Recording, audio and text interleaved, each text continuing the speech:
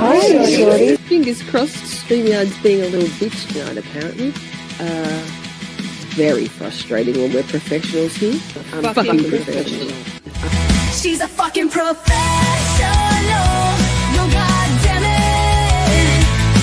Miss Shorty, you're muted. Miss Shorty, you're muted. Fuck, I was. Daring it's iconic. Cheese breaks, fate breaks, staying hydrated. It's Shorty time. She's a fucking delight. Trial watching trials and tribulations. It's Camp Shorty calling all nations. What are you drinking? Shall we skip this part? Left or right-handed? Shit, she slid it to the start. She's a fucking professional. Yo, goddammit. You're muted, what? And daring, it's iconic. Cheese breaks, fate breaks, staying hydrated. It's Shorty time. She's a fucking delight. Psychology corner. Let's learn about stuff. New Miss Shorty music. Calling their bluff. Best chat, best community. We've got the best mods. A safe, supportive sanctuary full of fun and love. Rock out with your cats down. Curse all you want. And here at Camp Shorty, we even say God. She's a fucking professional. You goddammit. You're muted, what? And daring, it's iconic. Cheese breaks, fate breaks, staying hydrated. It's Shorty time. She's a fucking delight. Hey, Shorties, what's doing, y'all? Get in here, Shorties. Let's fucking go. Camp Shorty. Camp Shorty.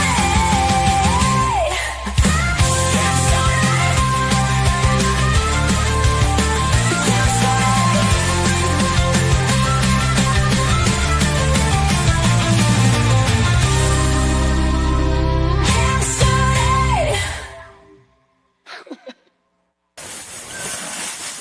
She got that merch power.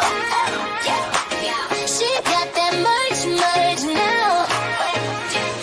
Get that Miss Shorty merch how? Get it from the Miss Shorty merch shop now.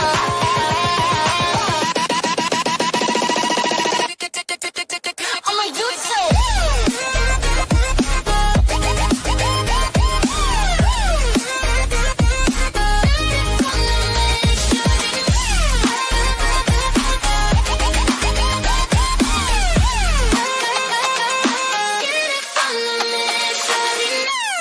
Moose are dicks.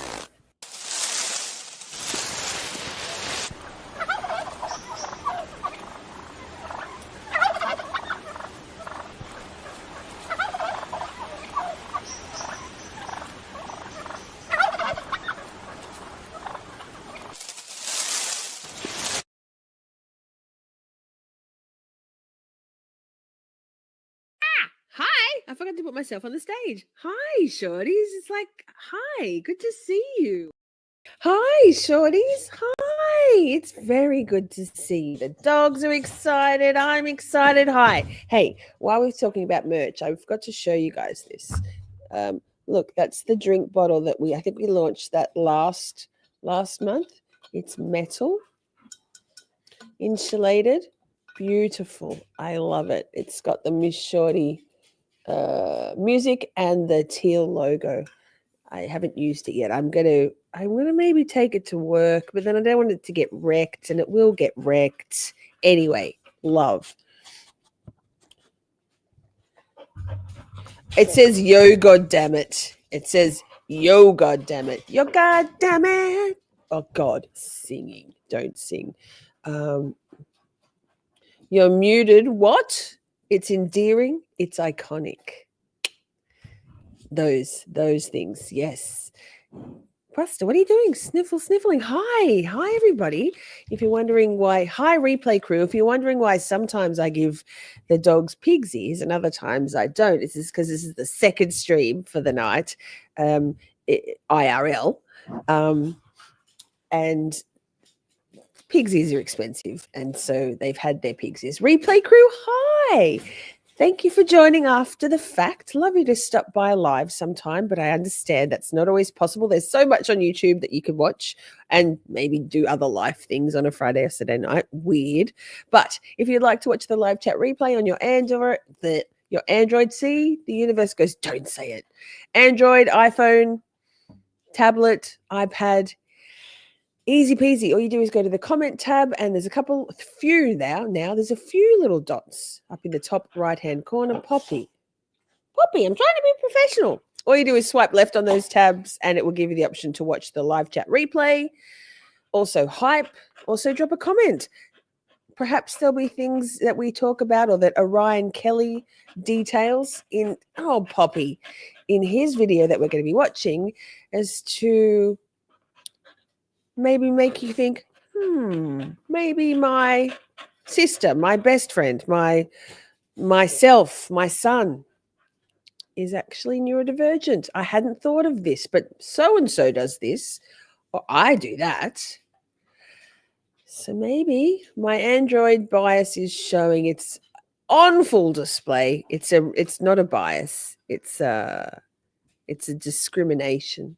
I'm an Android Moose are bigot. dicks. Yeah. So, wait.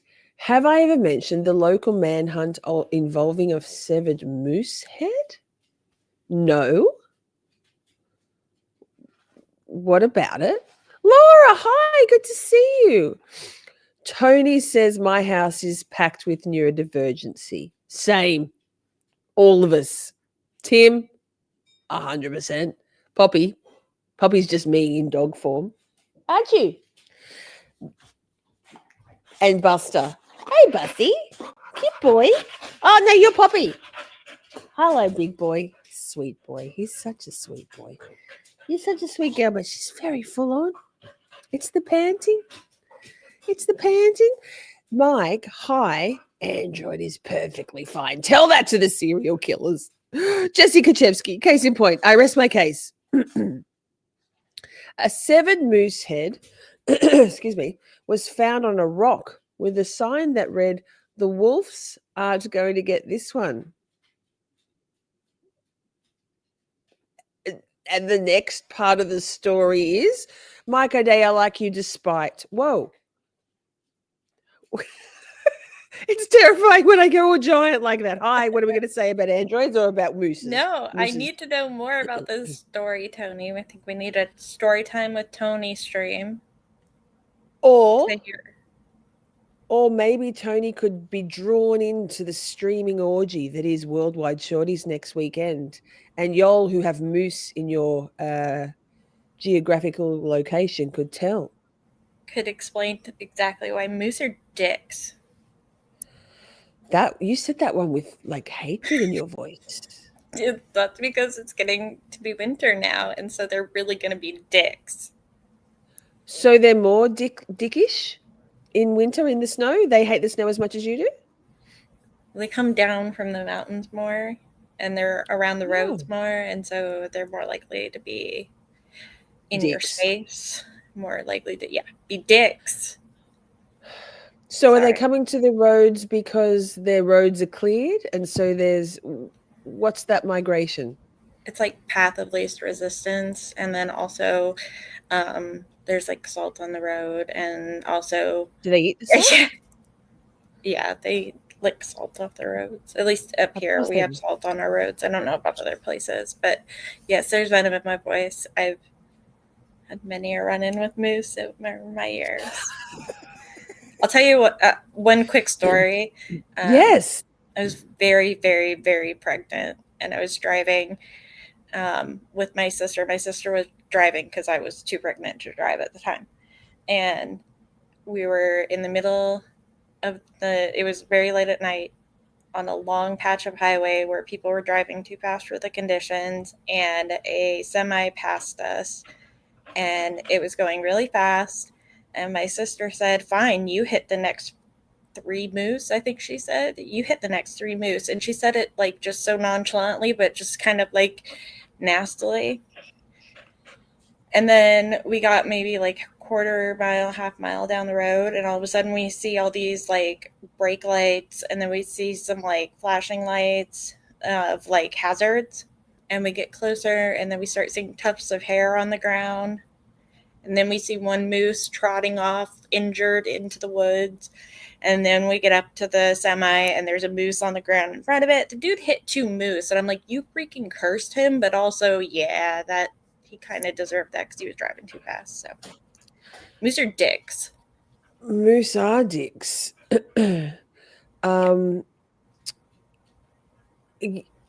Yeah, I just think that they're such enormous creatures, and they seem majestic, but you've really debunked that for me.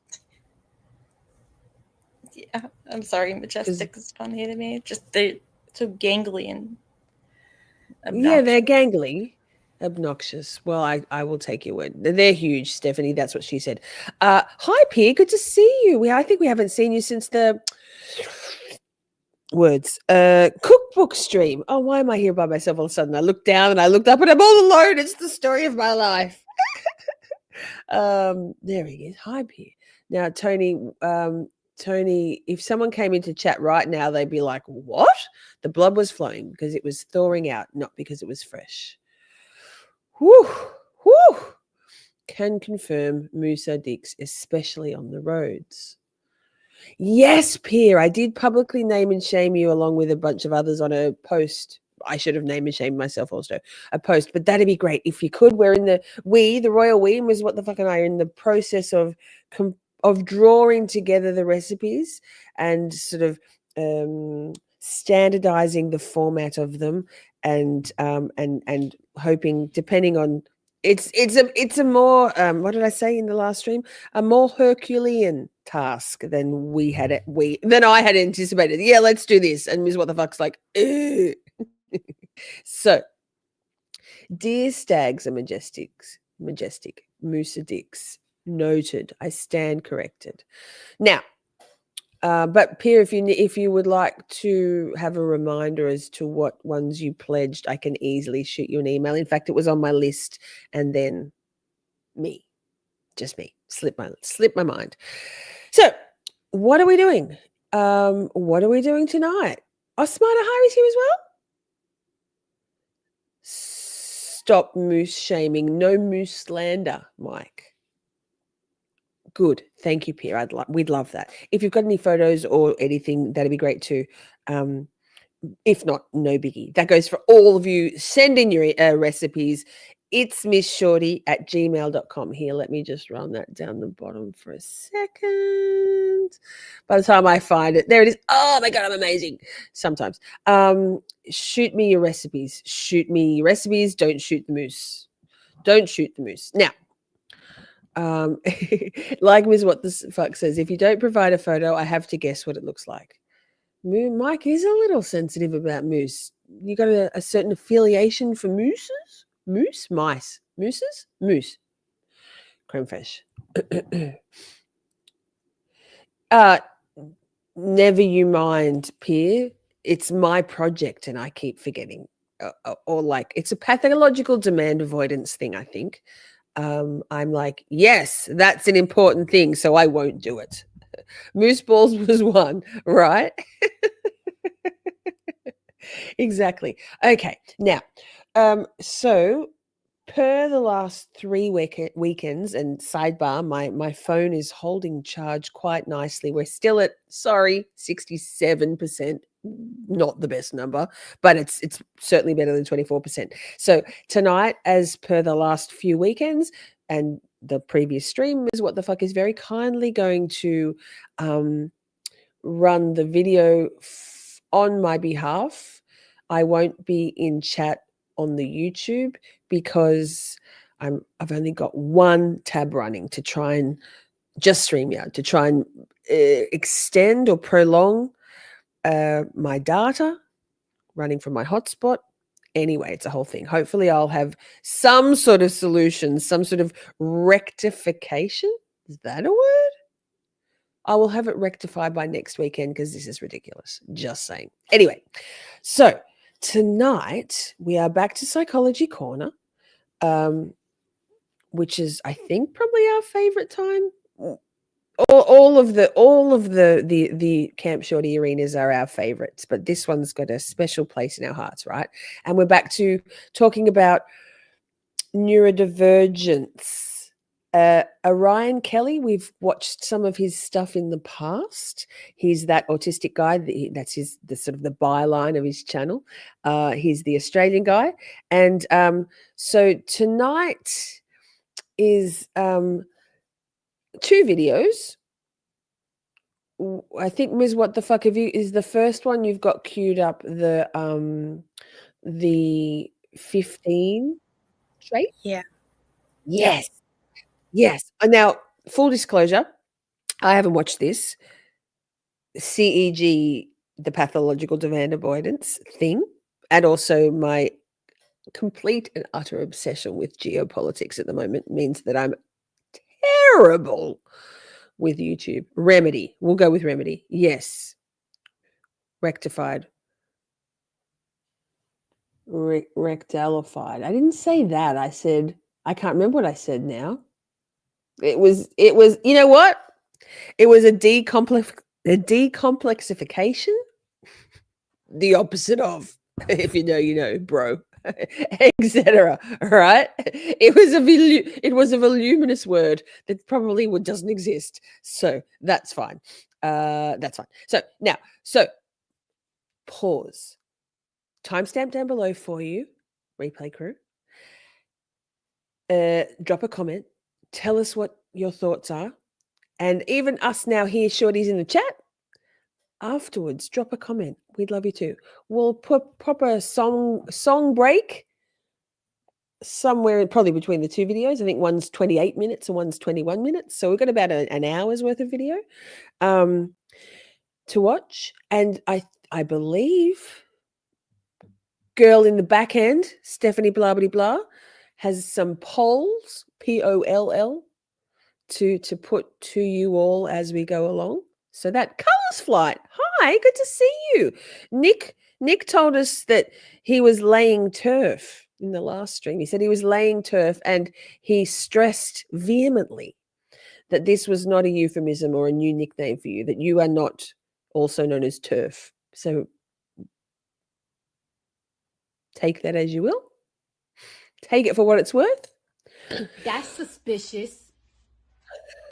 That's weird. Yeah. Okay. So let's go this and this, and let's get going. Is that like laying pipe? I mean, yes. Grass, rolls of turf.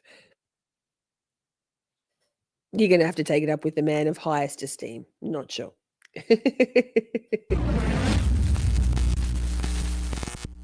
The journey to diagnosis.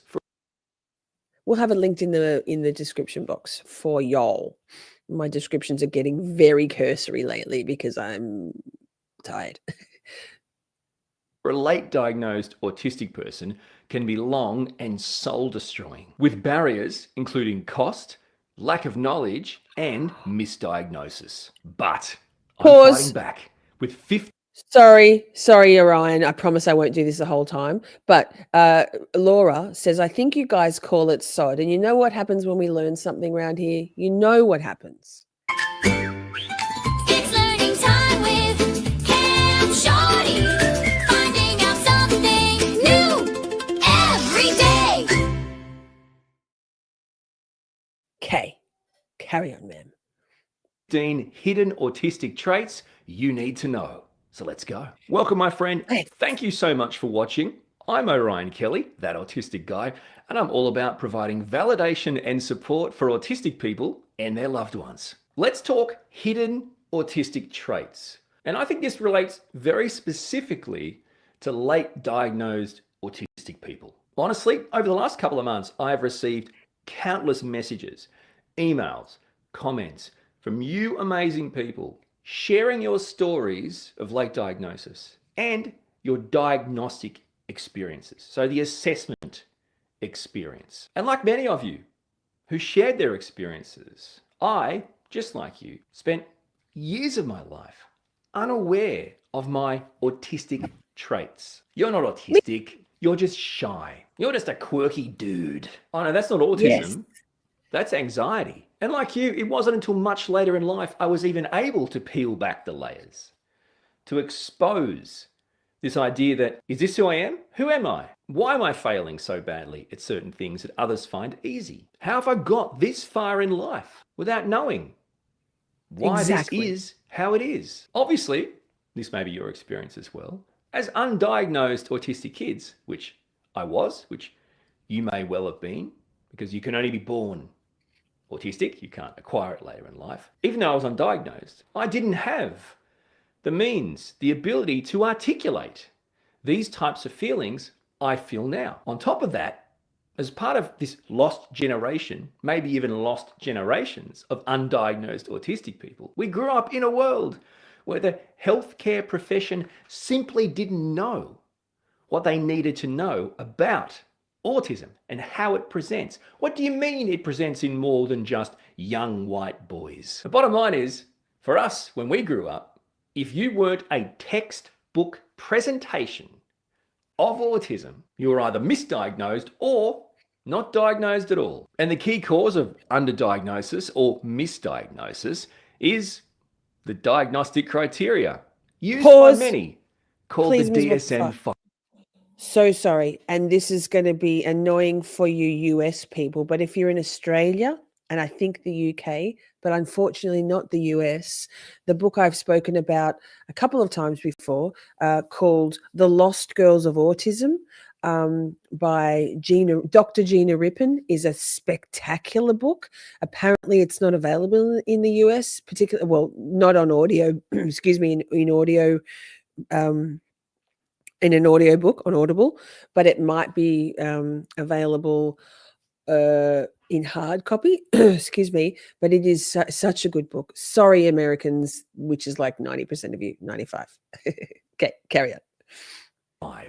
So before we get to the hidden traits, let's just quickly go over, according to the DSM-5, what is autism? So according to the DSM-5, autism presents with A, persistent deficits in social communication and social interaction across multiple contexts, including 1, deficits in social, emotional reciprocity, ranging, for example, from abnormal social approach and failure of normal back and forth conversation to reduced sharing of interests, emotion, or affect to failure to initiate or respond to social interaction. There's a poll, everybody. Thank you, Stephanie blah, blah, blah. There is a poll. Vote in the poll. Number 2, deficits in non-verbal communicative behaviors used for social interaction, ranging, for example, from poorly integrated verbal and non-verbal communication to abnormalities in eye contact and body language, or deficits in understanding and use of gestures to a total lack of facial expressions and non-verbal communication. And number 3, deficits in developing, maintaining, and understanding relationships, ranging, for example, from difficulties adjusting behavior to suit various social contexts, to difficulties in sharing imaginative play or in making friends, to absence of interest in peers. So the DSM-5 diagnostic criteria is made up of capital A to capital E. Okay, so there are 1, 2, 3, 4, 5 sections. Is that right? And in just reading the first section, does it seem to you like we're just looking for kids here? Okay, let's continue. Capital B, restricted, repetitive patterns of behavior, interests, or activities as manifested by at least 2 of the following. 1, stereotyped or repetitive motor movements, use of objects or speech, Example, simple motor stereotypes, lining up toys or flipping objects, echolalia, and idiosyncratic phrases. Number 2, insistence on sameness, inflexible adherence to routines, or ritualized patterns of verbal or non-verbal behavior. Example, extreme distress at small changes, difficulties with transitions, rigid thinking patterns, greeting rituals, need to take the same route, or eat the same food every day. Number 3, highly restricted, fixated interests that are abnormal in intensity or focus. Example, strong attachment to or preoccupation with unusual. So this is Orion detailing the official DSM-5 diagnostic criteria. So if it feels a little rigid and maybe not necessarily applicable, I have a feeling, and I haven't watched this, but I have a feeling he's going to say, but hey, this might not apply to all of this, Mike. Australians wear wooden shoes. Oh, I snorted. Okay, carry on. Thank you. Usual objects, excessively circumscribed, or perseverative interests. And number 4, hyper or hypo reactivity to sensory input or unusual interests in sensory aspects of the environment. Example, apparent indifference to pain, temperature, adverse response to specific sounds of texture, excessive smelling or touching of objects, visual fascination with lights, or movement. So this is the diagnostic criteria for autism as per the DSM-5. And so far, hasn't it been fun reading? Let's move on. Capital C. Symptoms must be present in the early developmental period, but may not become fully manifest until social demands exceed limited capacities or may be masked by learned strategies later in life. Ding, ding, Pause, ding, please. ding, ding. Late diagnosis. Yes, the masking. And for girls, I don't know if he's going to say this because he has the male perspective, obviously, but for girls who are expected, particularly someone like me, an only child who is very precocious, spent all of my time with adults and academic adults, so upper middle class and above folks, learned folks. It was an unspoken expectation that I was, and I just naturally was. I don't ever know. Was it naturally or was it masking? I don't know, man. Very intertwined, but I don't think that there would have been any way. Probably even now, if I was a child now with that same set of circumstances, I'm not sure whether anybody would have picked up that I was autistic then, even if it was happening now, because the masking, right? Girls mask well. Society expects for girls to be a certain way. And that's in general, let alone in my set of circumstances, which was very rigid and with very high not even expectations. It wasn't like I wasn't being who they wanted me to be and was, reprimanded as such. I just was. By the time I was about 10, by about 10, I started to not act out, but started to rebel a little in my own little ways that I could, in terms of my school uniform. We wear uniforms in Australia mostly, at public school and private schools, and little sort of breakthroughs, little breakouts that I could be myself, but still behaving as I was expected. So ding, ding, ding, Orion. Let's go back to the video. Thank you. Diagnosed autistic people. Capital D. Symptoms cause clinically significant impairment in social, occupational, or other important areas of current functioning. You've just got to look at pretty much the reports across the planet, even things like strategies to improve the lives of autistic people, and you know that, well, that's just our day-to-day life. And finally, capital E, these disturbances are not better explained by intellectual disability, now known as intellectual developmental disorder, or global developmental delay. So that's the DSM-5 diagnostic criteria for autism, still to this day. It's no wonder there is generations of people not being diagnosed as autistic until later in life. So let's break down some barriers, my friends. 15 hidden autistic traits you need to know. Number 1, difficulty connecting with peers and feeling overwhelmed in social situations. Now, sure, you might think, hang on, I think that's in the DSM-5. Sorry, little anecdote. I have been the last few weeks. Wait, I'm just going to go. And then we'll let him carry on. But this is important. So it really dawned on me how I knew already. Objectively, I knew already how draining new people or a variety of different people that changes from day to day. Even if I maybe know them already, they're not brand new, but they're new back into my world. Not a consistent set of people. Is extremely exhausting for me. Same with my job. It can be, but doesn't necessarily have to be. And for the last 2.5, 3 years, hasn't always been. My job can be very transient. I could be in one place one day, the next with a certain set of people and crew. The next day, I could be in a totally different site with a totally different job that they're doing, totally different road conditions. I'm a road traffic controller, by the way.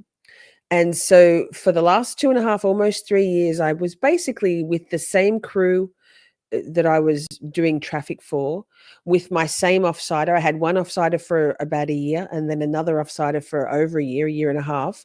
And so a lot of consistency. Then I told you all, but I suddenly had that stability withdrawn from my work conditions. And that's when I took those 3 weeks off to decide whether I could cope with that, because it's very draining for me. And I was my ego, I was offended.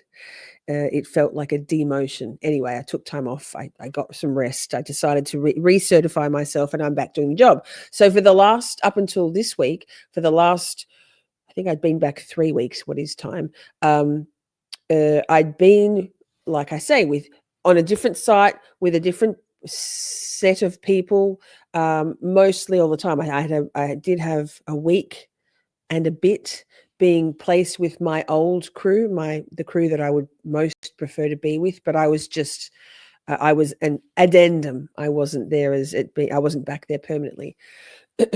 And that's why I had to take a couple of weekends off. I took the Friday off because I was your Friday, my Saturday, so tired from all of this passing parade of different people. It's exhausting.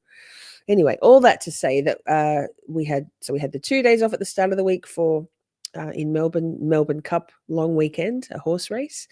And then my shift came through for Wednesday, which was my first day of this working week. And it was just me, no offsider.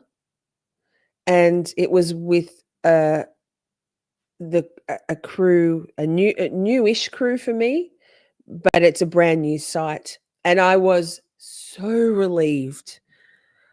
Like, it was palpable. My relief was palpable to know that just even for one day, I wouldn't have to make small talk with an offsider that was probably a female, which is fine, but they take a lot of extra work for me than hanging with guys. I can easily be one of the guys. But and it is my permanent site. So celebration. I've now got a permanent site with a really great there's 3 men working there. It's their crew. They're newish to me, and I seem to have a relatively permanent offsider, who, no offense to him, he wouldn't be my first choice, but it's a boy, a male, and anyway, after what I think that was August, I don't know, time after, basically I had about a month of upheaval and trying to decide, 3 weeks of time off work. So what's that? 7 weeks, we'll call it. And then another 3 weeks. So 10 weeks of being like discombobulated and people and just exhausted, so drained. Trying to talk. Now, everything is good. So that was I forget what Ryan said that made me want to tell that little story, but it's huge. Having to be switched on, particularly when it's different people. At least when you get like people, you get to know people's rhythms, and you know, like my old offsider Anthony. He would never judge me when just for needing my alone time even through the day. Which, sidebar, we're not supposed to be standing around talking anyway, but all the girls in the company and even some of the boys just want to stand around and talk. It's like, number one, that's not the rule. Like, the rule is we don't stand and talk. What are we doing here? Breaking the rules? Let's do our job. Let's not talk. And then people think I'm weird because I walk away. Number one, it's the rule. We're not supposed to stand around talking. Let's do our job. And number two, I don't have the social battery for it. Let's go back to the video. Thanks. Walk and talk chat. We're here. Okay, so many autistic individuals struggle with social interactions, with connecting with their peers, with understanding social cues. But some autistic people actually find ways through not being diagnosed earlier in life to actually succeed, even excel in social settings. Pause. One more Pick thing. up Sorry, skills sir. Sorry, and- Orion. If you're talking about me, Tony, when you're a road traffic controller and you're so engrossed in chicks talking to each other, trust me, the job isn't getting done, and it's infuriating to me. Incompetence and a disregard for the rules, which, sidebar, is a very autistic thing. Like, rules are rules. There are systems in place for a reason. We have a job to do. Let's do it. Anyway, thanks, Miss What the Fuck. They mask. But you're not so bad. How you going? Hey, it doesn't sound like me. I'm actually pretty good. Yes, but are you actually pretty good? Who are you when you're doing pretty good? And when you're doing pretty good in these social situations, in other words, not failing really badly, are you genuinely building and maintaining connections with other people? See, this is the That was my hidden chair creaking, autistic by the way. trait. Over your lifetime, you've picked up the tools, right? I can be pretty good in this situation. Do you have any friends? Not really. Do you have a good time, easy time keeping your friends? No, not really. See, you see what I'm saying? And in that is a hidden autistic trait. The second hidden autistic trait is around repetitive behaviors. Now, again, the DSM-5 will say, yeah, we did that. Yeah, but you're talking about flapping their hands, rocking back and forth. Sure, valid in some cases, but more broadly, not especially valid in a lot of undiagnosed autistic people. So again, let's look at it from your point of view. So forget about these little stereotypical caricature things. As a late diagnosed autistic person or someone who thinks they well maybe, do you engage in different types of repetitive behaviors? Again, you don't have to start flapping your hands or rocking back and forth. It's another hidden autistic trait. Regulating, soothing through repetitive behaviors or actions. Number 3, do you struggle to articulate experiences? Articulate feelings, emotions? Do you struggle to answer these types of questions where they're asking you to convey or articulate what you went through, what that felt like? How do you feel? What is that pain like? Do you remember that experience? As autistic people, we struggle. We have a hard time trying to express our thoughts, our feelings, trying to act. So here's where when we're doing these things, these neurodivergent streams, and sometimes we heavily relate too much of what's being listed, but also sometimes, and I try to remind us that being neurodivergent or autistic is basically like being a flavor of ice cream, right? We're all flavors of ice cream, but different flavors, right? We could be a sundae with a nut sundae. Yeah, terrible analogy. But I don't relate at all to this. I am very able to identify what I'm feeling. Always have been, I think. I don't know, 50 years is a long time. And you might have noticed, very able to articulate it both verbally and in writing. So this is a really good example. What Orion's talking about now is I kind of wish he wouldn't say like absolutes, like autistic people do this, because I don't like or autistic people aren't find it hard too, because I don't find it hard to do those things. So while this is an important potential hidden trait, or thing that had never occurred to you, doesn't relate to me, and I'm still autistic. It's just this one doesn't. I don't check this box. So carry on, please, Ms. What the fuck. Thank you. Actually comprehend, identify, and convey our true autistic experience. In many ways, as autistic people, it's almost like a neurotypical person will ask us this, and then our brain gets stuck on, I'm trying to come up with a neurotypical answer that they're looking for, but in doing so, I can't find that, and now I have absolutely no chance of trying to identify the actual autistic experience. Now, alexithymia plays into that, this challenge in actually articulating, identifying, expressing our emotions, even identifying the emotions of others. But this also comes down to challenges with our language, with our expression. Again, this is far more nuanced than the DSM-5 would have you believe it will present.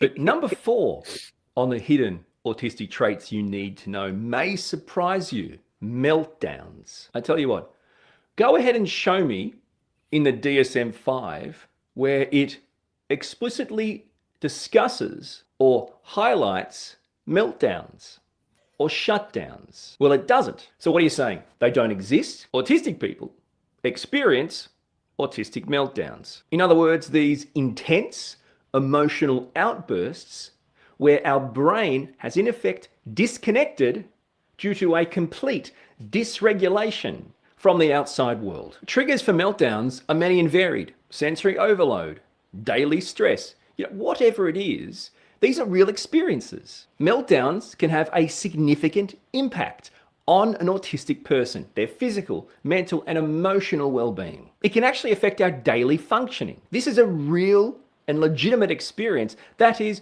in my opinion, omitted from the DSM-5 criteria, leading to potential misdiagnosis. So of course there's no diagnosis, but misdiagnosis, right? Also, I'm not sure because I haven't watched this, but also a meltdown might not just be a ranting, raving, physical, verbal episode. A meltdown could be absolutely losing your fucking patience internally if you're in the workplace and you actually can't, or it can manifest in different ways. And also, I guess he's probably going to talk about shutdowns next, but meltdown, if you're not able to, if you're not able to, or don't allow yourself to let that pressure out, that can go into shutdown. So Simi, I guess perhaps we'll pull up. I don't know. Basically, a meltdown is where you feel like you're at a point where you often don't even realize that a meltdown is incoming. Although if you're connected and hyper aware of the triggers, the spiral, one could steer oneself away from that by, for example, if you might be on the brink of losing your fucking shit, basically, because of, like, for me, for example, there's been times when I've been at work and there's noisiness, there's people talking at me, there's stressful stuff going on all around, plus maybe I've got shit going on in my real life, say a year ago, whatever, every day. And if I kept having to, and if I had to come home then to a household of people understandably needing more of me, I probably would lose my shit. There have been times when I've come home after a day like that and the dogs come all up in my grill, which they do every day. And depending on where my mindset is, I might be more or less able to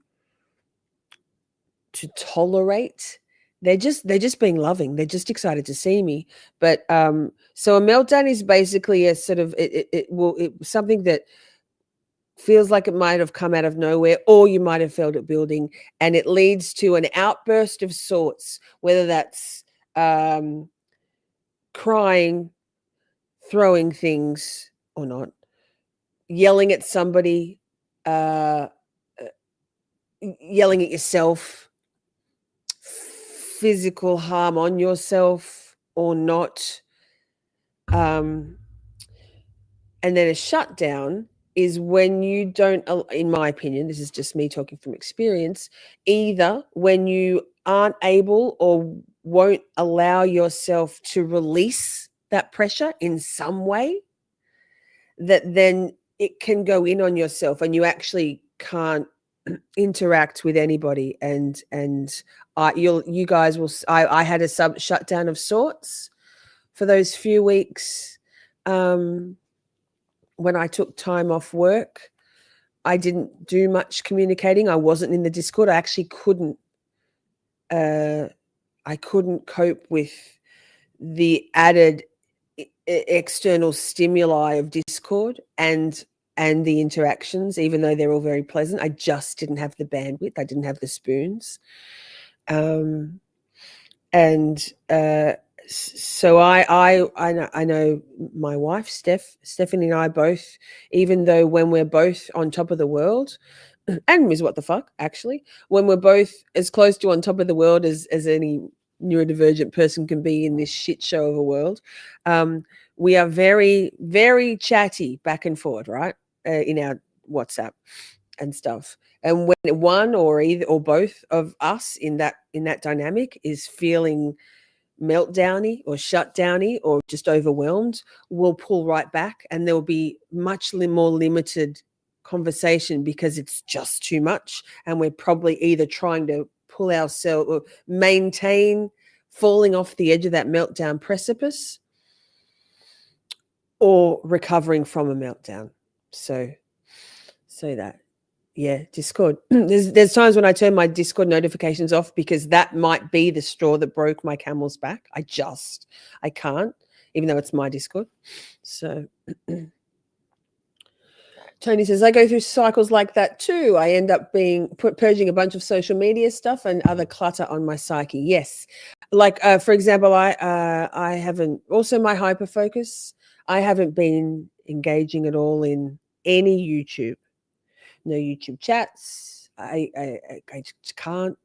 And I've been doing a lot of listening on Twitter Spaces, but that's keeping me funneled, because it's like all that external stimuli can get a little overwhelming for a neurodivergent person, right? Yeah.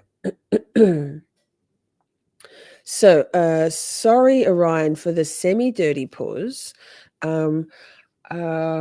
I guess we should probably maybe, I don't know, it's because we did that. What was that stream with that gorgeous girl that Simi, I think it was you, Simi, who was very distracted. She had the fringe and she had long dark hair like this, and Simi thought that she didn't have a top on, so it was very distracting for you, Simi.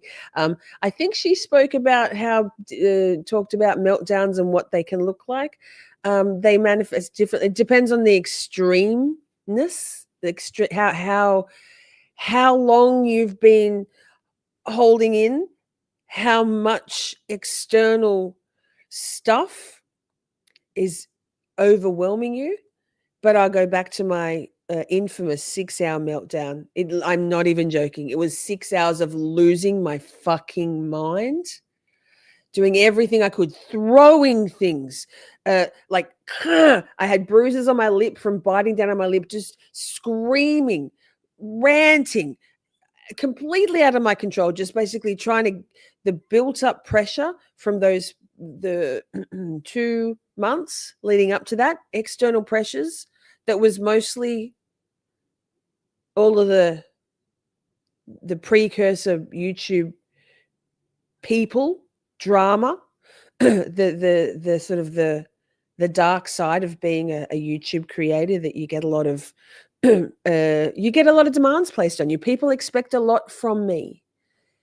And I guess because of my my kind of mentor sage, to call back to the archetypes episode last weekend, sage advice, mothering kind of thing that I love to be.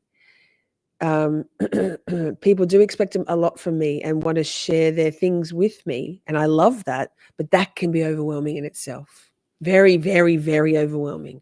And then when I pull back because I physically can't and I need to prevent myself from going over the edge, that looks like that. I presume that looks to the people needing from me that I'm maybe a little cold, but it's not that at all. It's just trying to manage my own mental health. So back to Orion. Thanks. Explain the feeling of a meltdown. Oh, okay, yeah, no, not autism. Now that's borderline personality disorder. Huh? And rolling on from that, number 5, very much attached, autistic burnout. Again, largely absent from most clinical knowledge, clinical literature, research, DSM-5, or any diagnostic literature.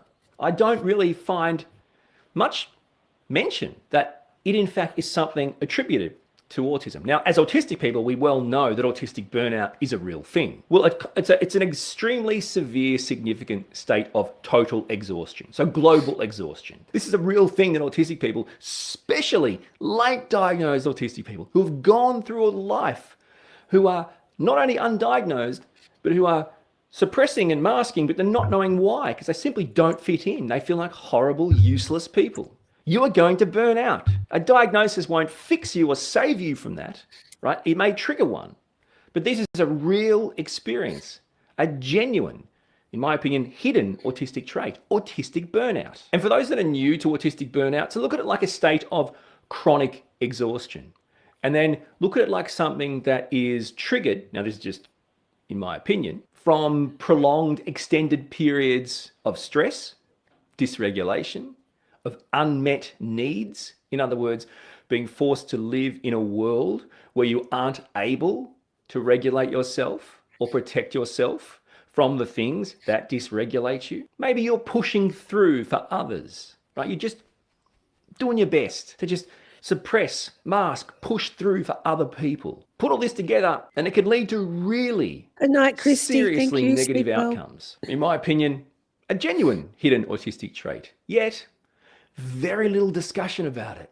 in the academic world, which shows the clear gaps in research that's actually relevant to autistic people. Number 6, another hidden autistic trait, dyspraxia, sounds of texture. Simi said, and this is a really interesting point, for me, kid chaos, wait, I'll put it on the screen, not just read it. Kid chaos is relaxing and strengthens me. Nurturing children is my comfort zone. I know I'm weird, but surrounded by a dozen toddlers is my joy. I don't think that's weird. For some people, that might be, for not even neurodivergent people, just people in general, that might be highly overstimulating and very stressful. And so that's what's, I guess, like for me, lots of noise, lots of talk, lots of visual and audio stimulation tips me over the edge. Bright lights is my hell. Being indoors in artificial lighting, fluorescent lighting would tip me over, and external pressures from me. Like for example, I can maintain 1 or 2 or 3 social media, and there'll be little pockets, little windows of time where I can span across Instagram, Facebook, TikTok, X, YouTube, Discord. Did I say Facebook? And texting. But those pockets are very small and few and far between where I can handle all of them. I always have to drop a few of those balls. But I guess, Simi, you could probably think of the flip side of that, where there'd be stuff that would just push you over the edge. And that push you over the edge might be like something, whatever's too overwhelming for you might be someone else's relaxing and nurturing space. So I guess that's not weird. That's just your place, and everybody's tipping point for overwhelm is going to be slightly different. There might be overlaps for us all in the room. Some people might find the external stressors of work manageable, but the family side of it too much. Sometimes I know I'm the same, in our periods of feeling full of spoons, our spoons drawer is full, we might take on extra things that feel like a good idea at the time because we're feeling rejuvenated and not close to autistic burnout. And then those same things a few weeks, a few days, a few hours later might be like, oh, too much. So it's, and I think I saw Pierre talking about going out in the rain. See, there you go, grown-ups. Some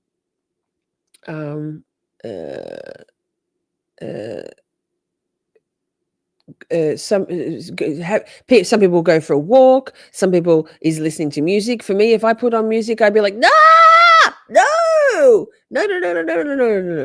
There's times when I have to have silence, not very often these days, because my overwhelm is too high. And there's times when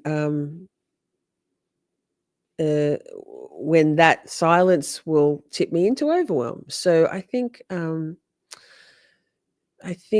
just knowing your safe low overwhelm arenas, and knowing the ones that are going to push you over the edge. Like, I just know that if I have to stand with my eyes, with my gaze, either with light, a particular light, or a particular, when I did my training, my accreditation that day in there, the way the blinds were before, with the sun behind me, like that in itself was too overwhelming for me. I really struggled. I was so tired at the end of that day. Plus it was new, and you're learning and stuff, new people, new environment. But I just knew that if I didn't change where my body was, and it meant that I had to sit like it looked like I was sitting weird in the room, to not have that one thing I could control be the thing that tipped me over into overwhelm. For some people, it'll be driving in traffic. For other people, driving will be there, even in traffic, will be what unravels some of that. So, all right, let's get back to Orion. But yeah, good conversation. But I don't think saying I know I'm weird, Simi, that's something you've been conditioned by, I think, by your family and people around you. You're not weird. You're you. Well, I mean, we're all a little bit weird, but not in a, ooh, that's different, that's weird. It's like that's what makes us all special kind of weird, like stay weird. Yes.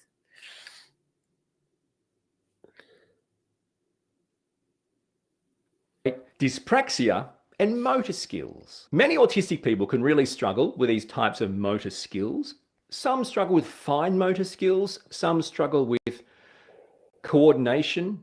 Is it proprioception? Different things. A quick example is maybe catching a ball. And some of the things that I've learned is autistic people. So when you catch a ball, you can let the ball come to your hands. Right? Or you can take your hands to the ball or whatever. And autistic people seem to, with their hands, they seem to misjudge the ball and the hands, right? So their hands travel too fast and too far, and in effect impact the ball. Rather than judging it, being able to judge it and catch it, it's almost like, here's the ball, and that's just one little example. Okay, now that, in my opinion, this kind of motor skill issue, these people will say you're clumsy, you're uncoordinated, dyspraxic. Some will say, okay, well, that means you have a co-occurring condition, dyspraxia, for example. Now, that may well be the case for some, and it is actually looked at as, no, that's not part of being autistic. Thank you. That's a separate condition, and we can go with that. But in my opinion, I think things that manifest like dyspraxia or motor coordination issues, motor skill issues, challenges, can in fact be hidden. I think a better example might be, or a more like, so I was a group fitness instructor, right? That takes a pretty high degree of coordination. I'm a very good stepper, like on a step, aerobics with a stepping.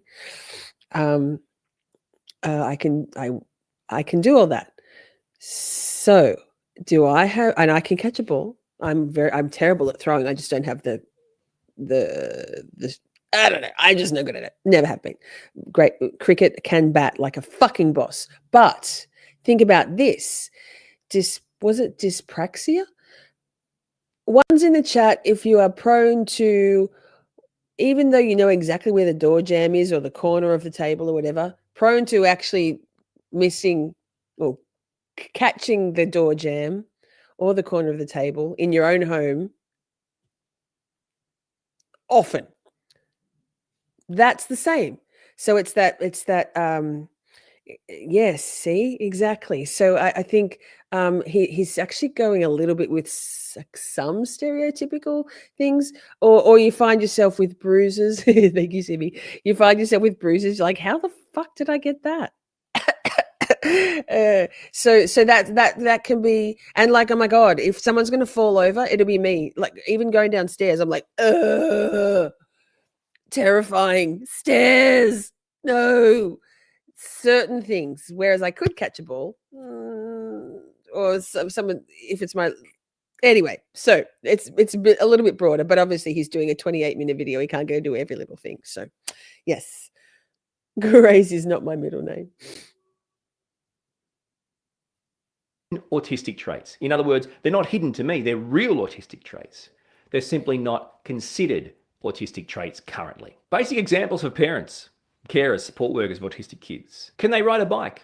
How old were they before they could ride a bike? Would you say most neurotypical kids can ride a bike? What would you say?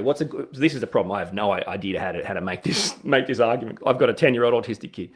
Were they 4? Were they 5? Were they 6? I don't know. Were they 3? Who knows, right?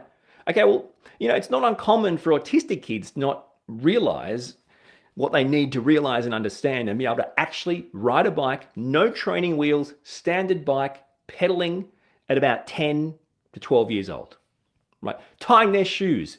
Do you know autistic kids that can tie their shoes, do up their buttons? These things, in my opinion, aren't co-occurring conditions, but, well, frankly, core autistic traits. Oh no, Orion, that's a developmental coordination disorder. Tony, yes. Is it? Autism is a neurodevelopmental condition. That's part of developmental stuff, isn't it? I mean, executive function is. Why isn't coordination? You see what I mean?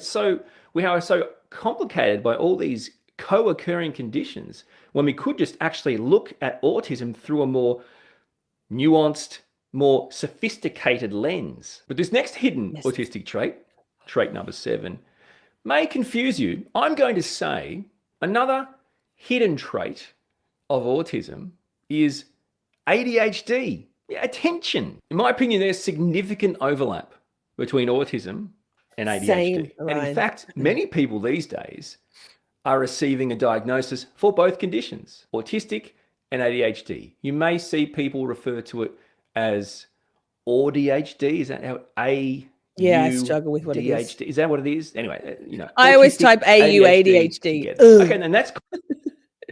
I always type AU ADHD, and I'm like, I don't think that's right. But you're picking up what I'm putting down, right? So I think I've told you all before, but my self diagnosis, the realization that I was autistic came about 18 months before the ADHD part of it clicked for me, and I was like, no, because even in my understanding of autism and neurodivergence, I hadn't made the connection that, because I just took that stereotypical can't focus on anything, like off with the pixies, that inattentive ADD, the inattentive version of the 7 that there are. And I was like, well, that's not me. And then my friend at the time pointed out to me this. I was like, oh, yes. Okay, yes, that makes sense.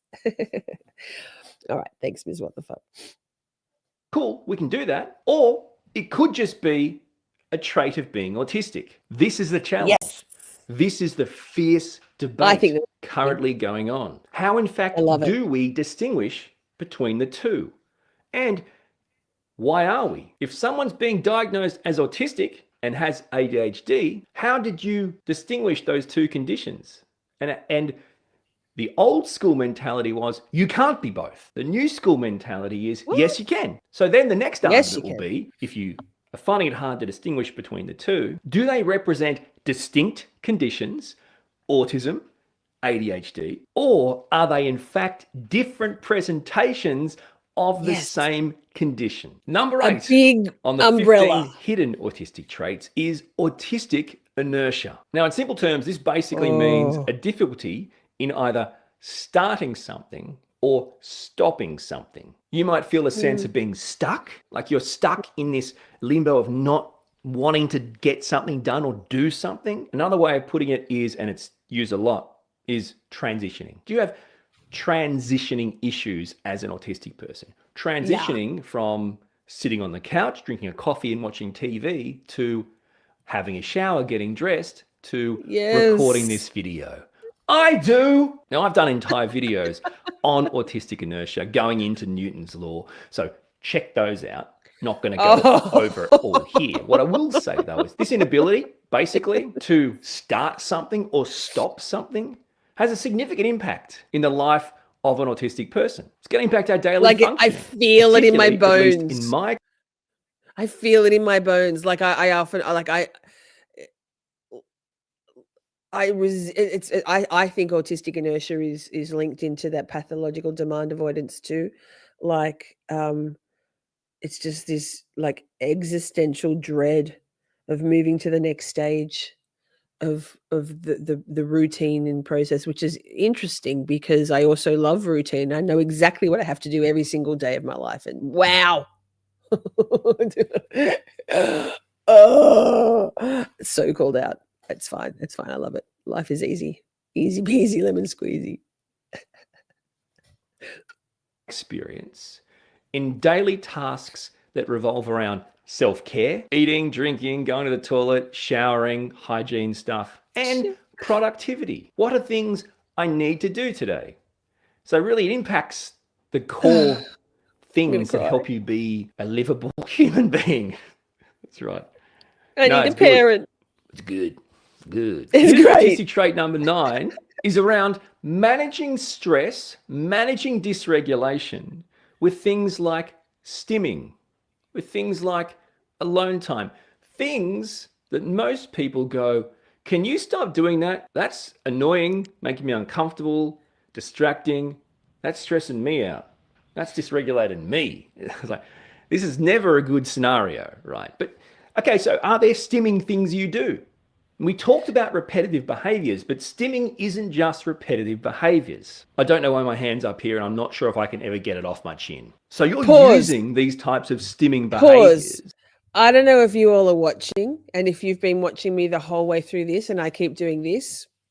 What do you think that is? I'm comfortable. I'm super comfortable. This is what I've been doing the whole time through this. I probably should never wear this again because that's my stimming repetitive behavior. I know that I scrunch my nose up and sniff often. Lisa, stop sniffing. Thanks, Mum. Sorry about that. I definitely rock and sway, which is one of probably the more stereotypical thing that I do. But even this, my hand and my chin. Repetitive behaviors and vaping, not even nicotine addiction. Okay, thank you, Ms. What the fuck. As a coping mechanism, as a way of re-regulating yourself, or I think you could just say regulating yourself, Orion. It's really important to your daily well-being to do these types of stimming activities, things that work for you, but maybe no one else. In fact, maybe set off other people. Me and my 10-year-old autistic son, we stim, and it agitates the crap out of each other, especially for undiagnosed adults. This would be a big part of your life and another hidden autistic trait. But number 10 is probably going to really resonate with late diagnosed autistic people, even adults who are maybe questioning the possibility of being an undiagnosed autistic person.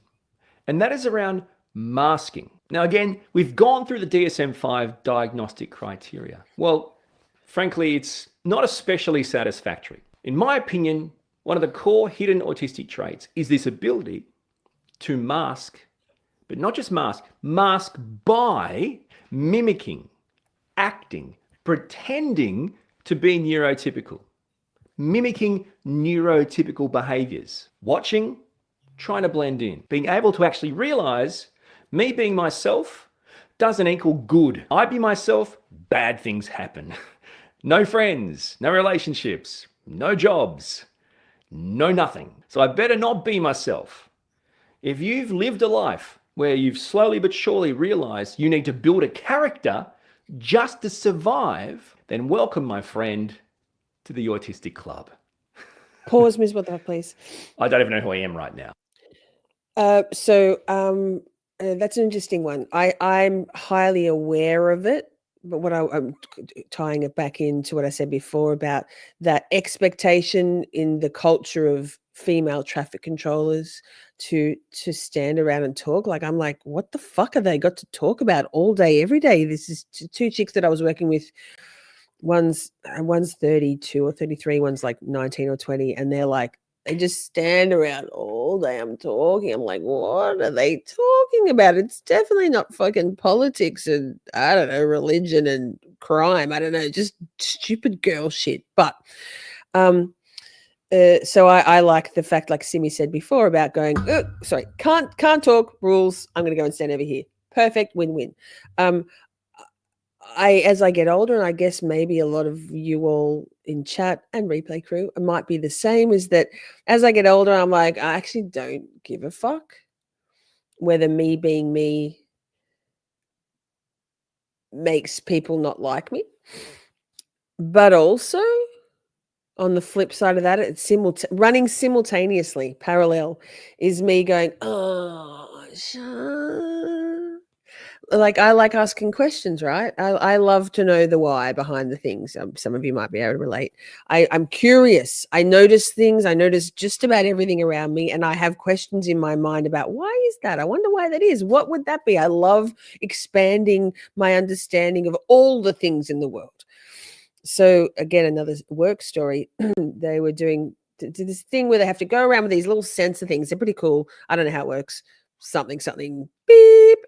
And to find the gas, the power, the communications lines, the stormwater drains before they start to dig. The crews I work for are generally changing over the water mains. So before they dig or send in send in new new water pipes, they have to make sure there's no established assets that they're going to run into with this new thing, because it's very bad, big bad to accidentally hit a power line underground or a gas main, for example.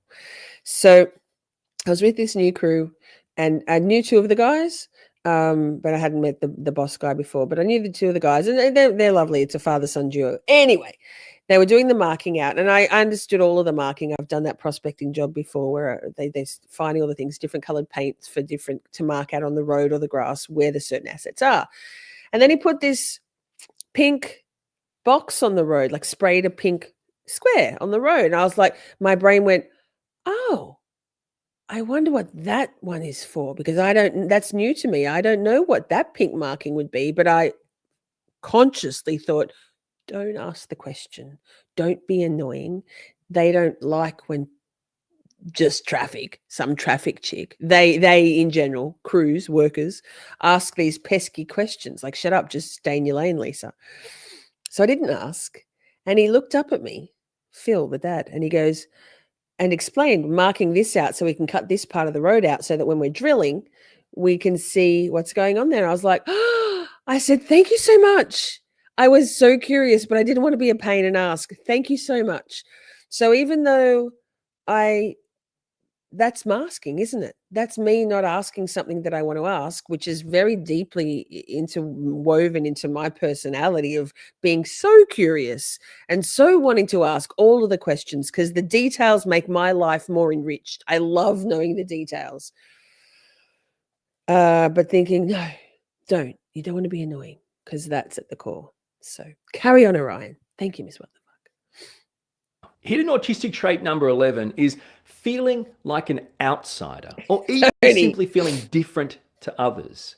Although, like me, you may not have ever been able to pinpoint why. Man, I feel like such an outsider. I feel so different. I feel like I do not fit in anywhere. But I honestly can't tell you why. It must be I'm a bad person. I was born to not fit in. Like, I'm just a black sheep or born to suffer. I'm just a loser who doesn't deserve to live. Hey, that's none of those things are right. But in my opinion, if you resonate with that, you're experiencing a hidden autistic trait. Of course, there are many other potential reasons for that.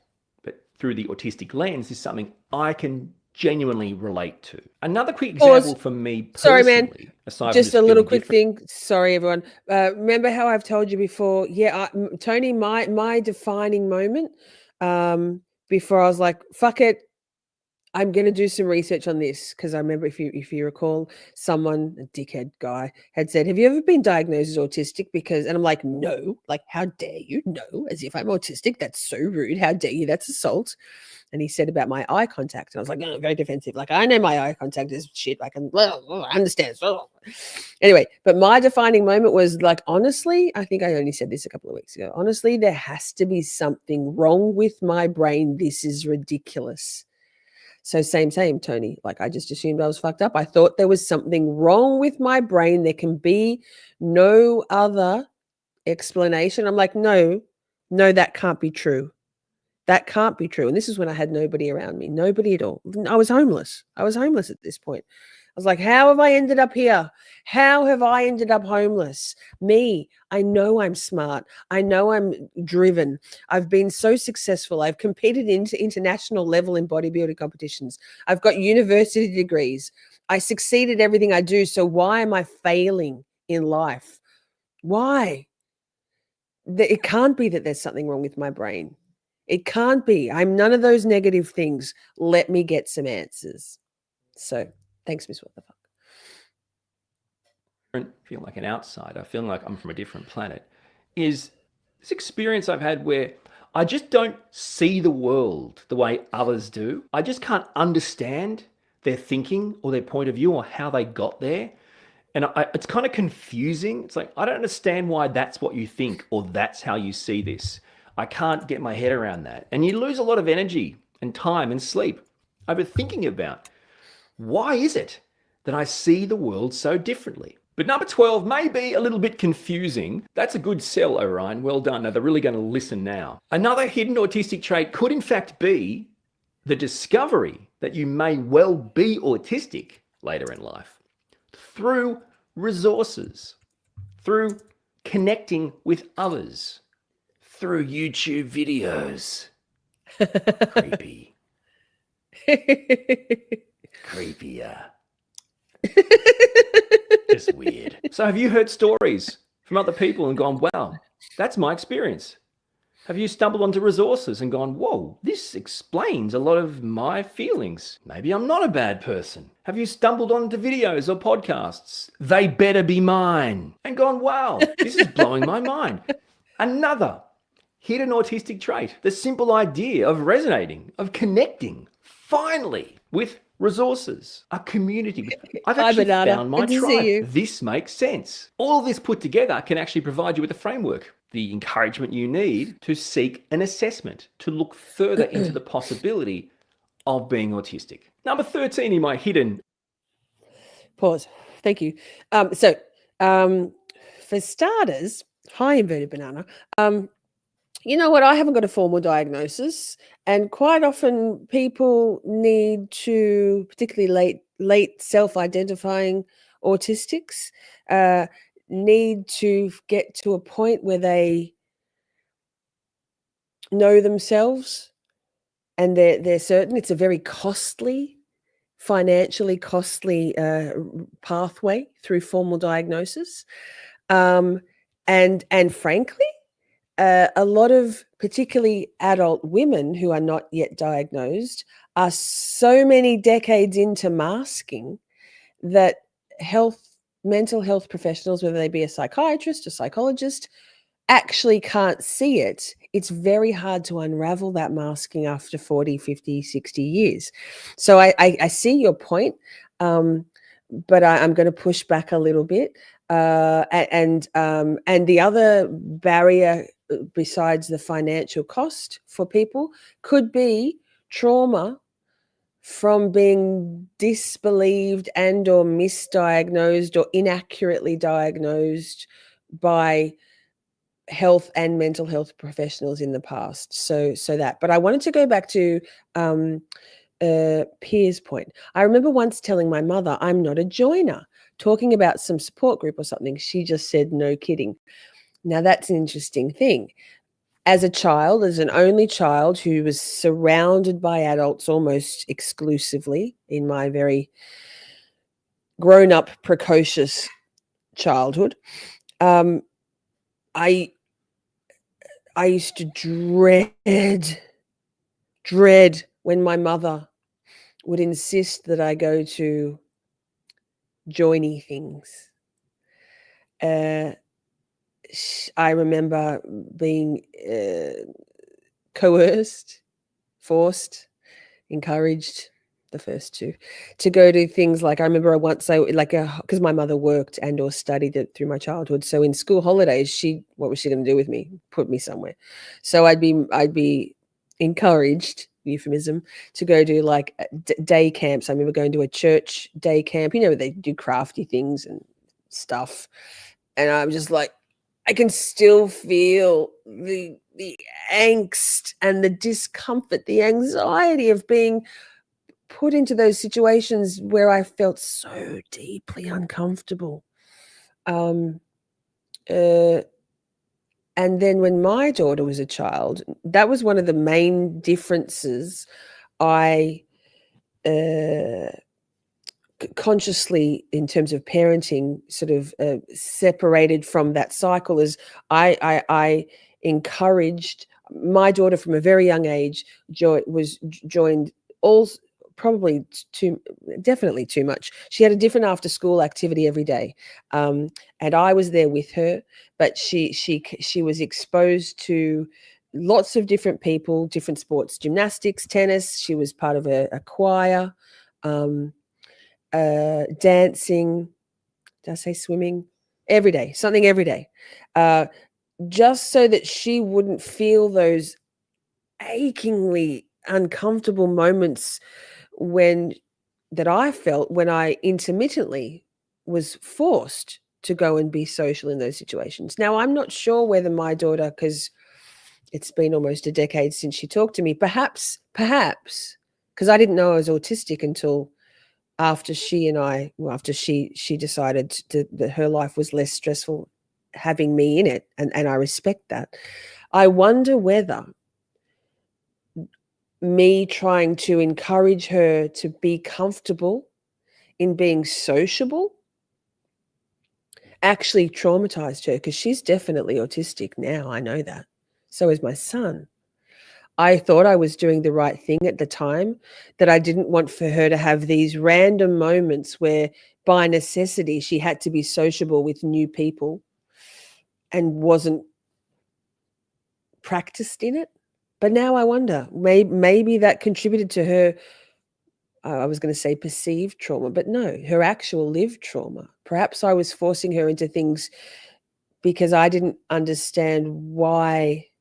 Then at that time, as a parent of a young parent I was, and a widow, mind you, I was trying to acclimatize her to being sociable. Maybe I'm actually just having this moment right now. Maybe that was traumatic for her, and if so, I only had the best intentions. I only ever did everything as a parent for my daughter and my son with the best intentions.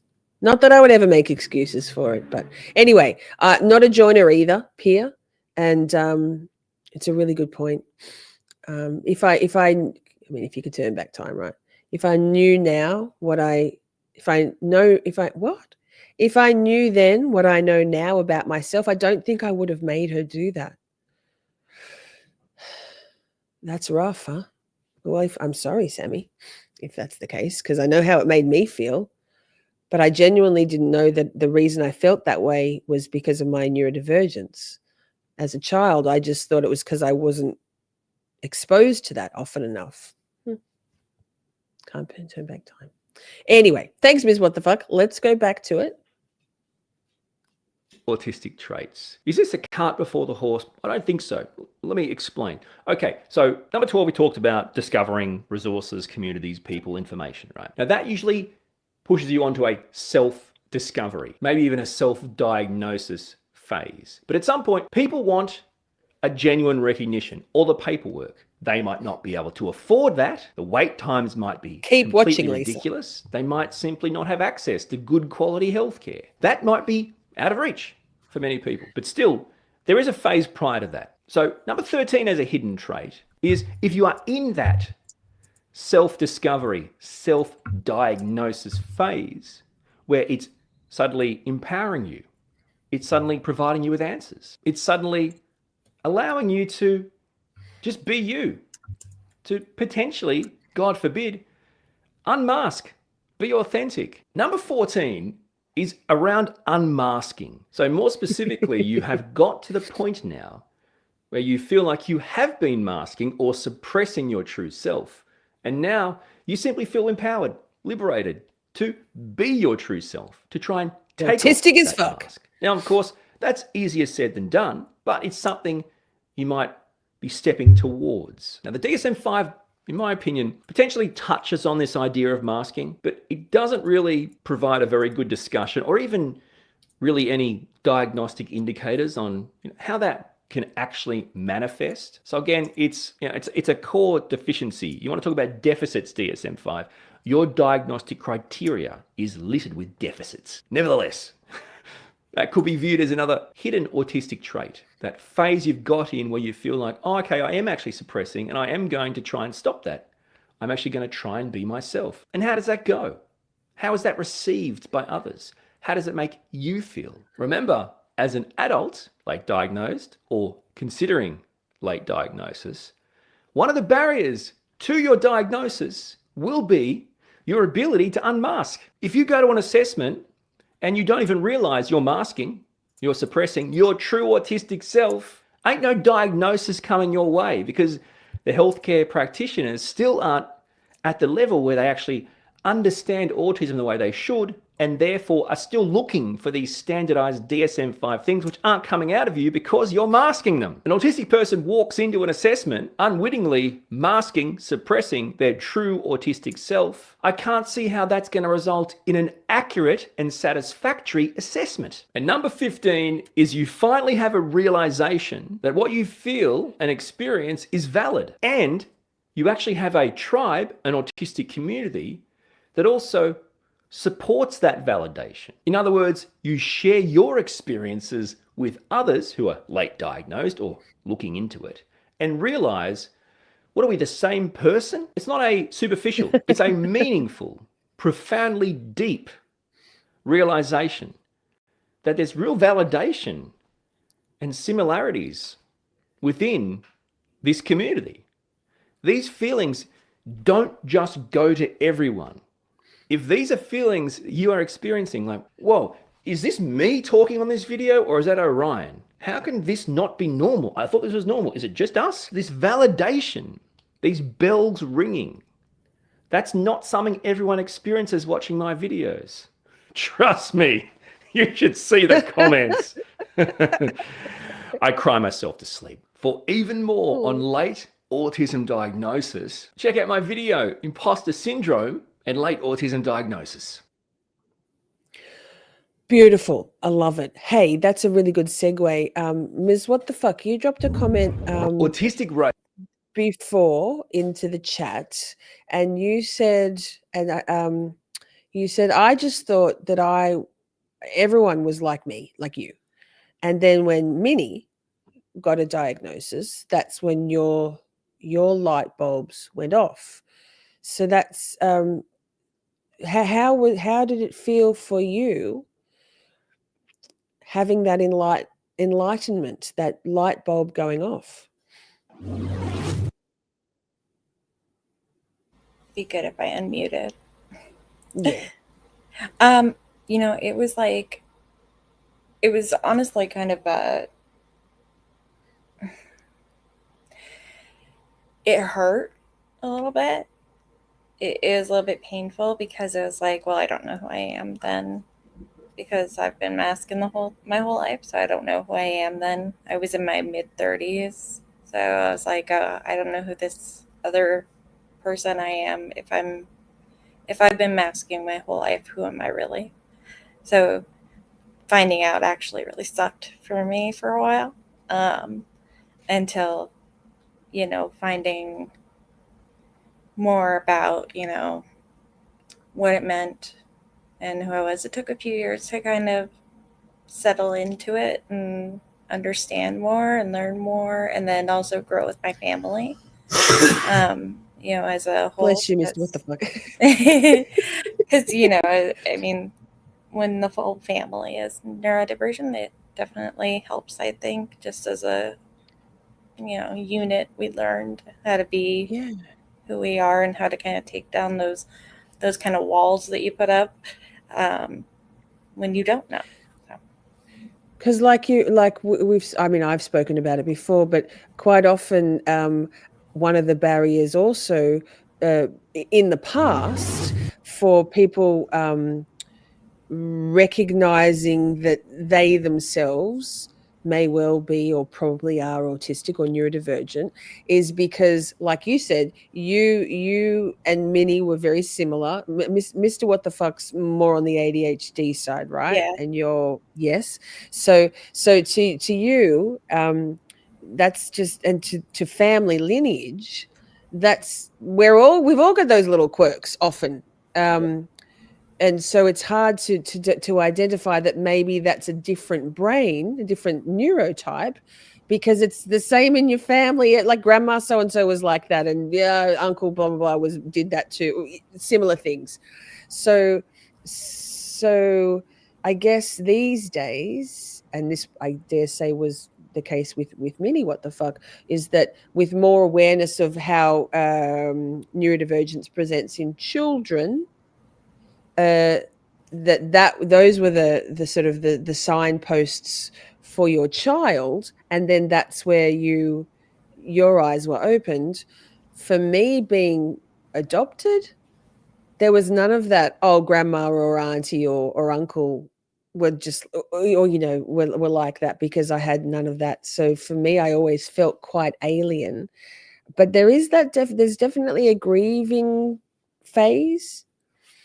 You said, Miss What the Fuck, it was quite confronting and took you a couple of years to be comfortable with it. And I guess interesting and lucky that the three. So did Mr. What the Fuck, did those puzzle pieces, terrible, but you know, did that all fall into place fairly quickly in your family unit? Did the dominoes all fall into the neurodivergent camp fairly quickly once Minnie was diagnosed? It was pretty quick. So it was, I think it was my husband actually was first, and then it was Minnie, and Oh, and when Minnie wait, Paul. was, So you say your husband realized that he was probably ADHD before? yeah, Oh, interesting. and so that was first, and then there was a suggestion that maybe we should get, you know, Minnie, and I was like, no, Minnie's just like me, totally fine, no issues there. The conversation was, nope, completely like me, totally normal. And then it's like, oh, okay, well, that's a problem that I said that she was totally normal and completely like me and exactly like me, because then maybe I have, well, It's at very the time it was confronting, maybe I isn't have it? a problem. So Yeah. And also because society still puts a negative slant on autism. Society tells us that it's a disorder, right? That it's a yeah, it's a deficiency, right, but it's exactly. not. Yeah. And especially, wow. as of late, it's gotten more, stuff towards it. So it's just like, even harder, but it's it's definitely was tough at first. So it took a couple of years, and then once you embraced it, it's kind of like a rebirth, huh? Depending on how traumatic and how rocky the road to acceptance is. Once you're there, like yes, like Yeah. Steph said though. Steph said, where is it? Here we go. Let me see. Oh my goodness, I'm the worst of all the scrollers. Steph, where is it? I keep scrolling past. I felt sad for who I could have been had it been noticed. Yes. But also, Steph, I think maybe, hopefully, that's will be less and less for young women or children, girls and boys, as they grow up. Because no, I felt the same way, Steph. I'm like, this is fucking ridiculous. Now that I know, you can't unsee it, right? And how did people miss it? But it actually took me to reading that The Lost Girls of Autism book to really properly grasp that my parents, despite their academia and my mother's an early childhood educator and my father's a medical person, they're both very smart, narcissistic pieces of shit, but still, uh,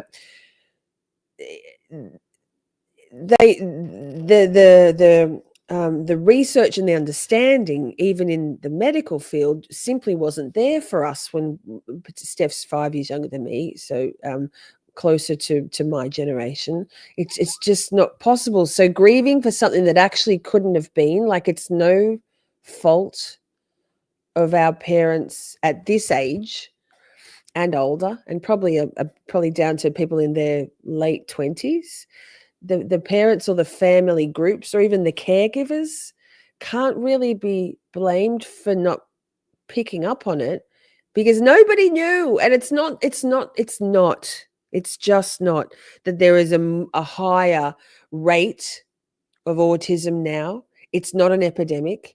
What's changing is that research and understanding of how neurodivergence or autism manifests or looks in both men and women, girls and boys, is becoming a much broader understanding. And therefore, the testing is becoming more and more tailored to eliciting the right diagnoses given that understanding. So it's like, don't let anybody tell you, or don't be disheartened by the slanderous slurs and the misinformed statements of fact being put out in the media by people who don't understand, who say this didn't exist 20, 30, 40 years ago. Yes, it did.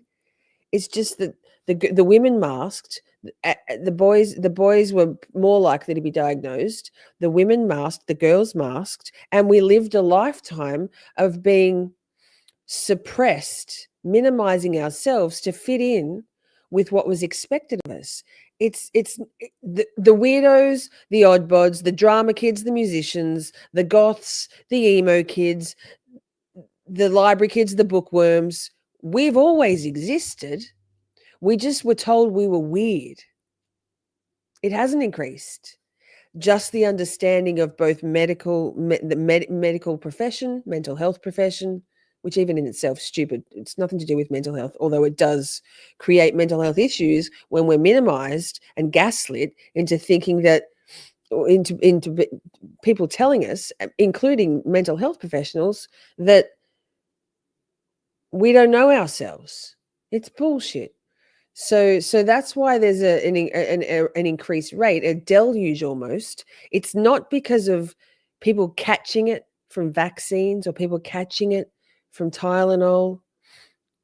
It's because the understanding, the research, and the subsequent testing in the medical field is getting better and better and better and more fulsome, and that's why. And spoiler alert, Tylenol shares were devalued to such a point that there was a big old buy up by the people that own Kleenex tissues, Fancy that. Smear campaign on Tylenol so that there could be a business acquisition. Just saying. Now, we have got a second video, but shall we play a song? I'm not going to even throw it out to the crew because I think this one is very fitting and it was in the previous poll in the last stream. So enjoy.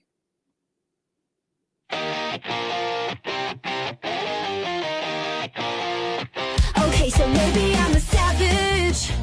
Could be I'm carrying some baggage. Feisty, independent, I am happily me. Unfiltered and authentic, I'm who I gotta be. I say what I mean and I mean what I say. But please don't take it personal, I know no other way.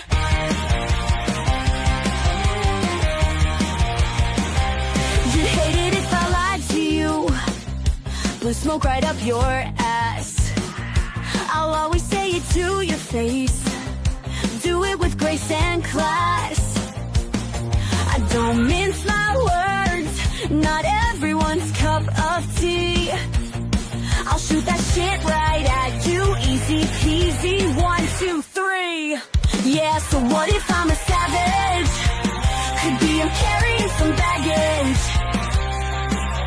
Feisty, independent, I am happily me. Unfiltered and authentic, I'm who I gotta be. I say what I mean and I mean what I say. Please don't take it personal, I know no other way. Yeah! So what if I'm a savage? Could be I'm carrying some baggage. Feisty, independent, I am happily me. Unfiltered and authentic, I'm who I gotta be. I say what I mean and I mean what I say. Please don't take it personal, I know no other way.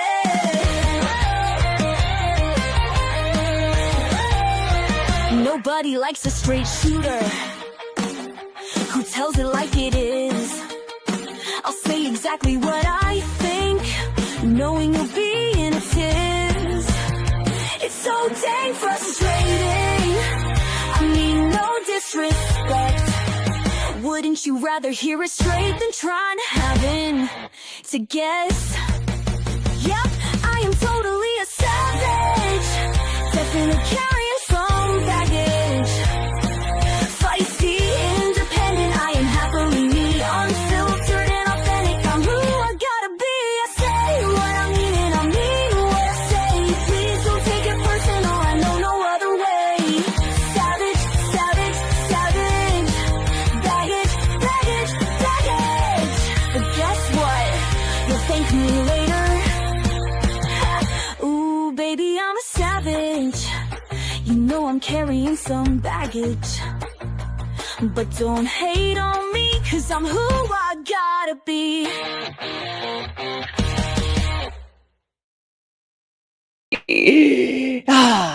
Savage, weird. We're who I gotta be. We're all who we gotta be. Steph says I voted for this one. Studies have shown inverted banana, that scientific proper studies, it's been proven that it is definitely a hereditary thing and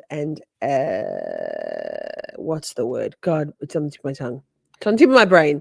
Anecdotally, also, people can look back and go, yeah, once they understand that they are autistic and or their child is autistic, they can look back and go, oh, and also my grandma, my this, my that. It's a family thing.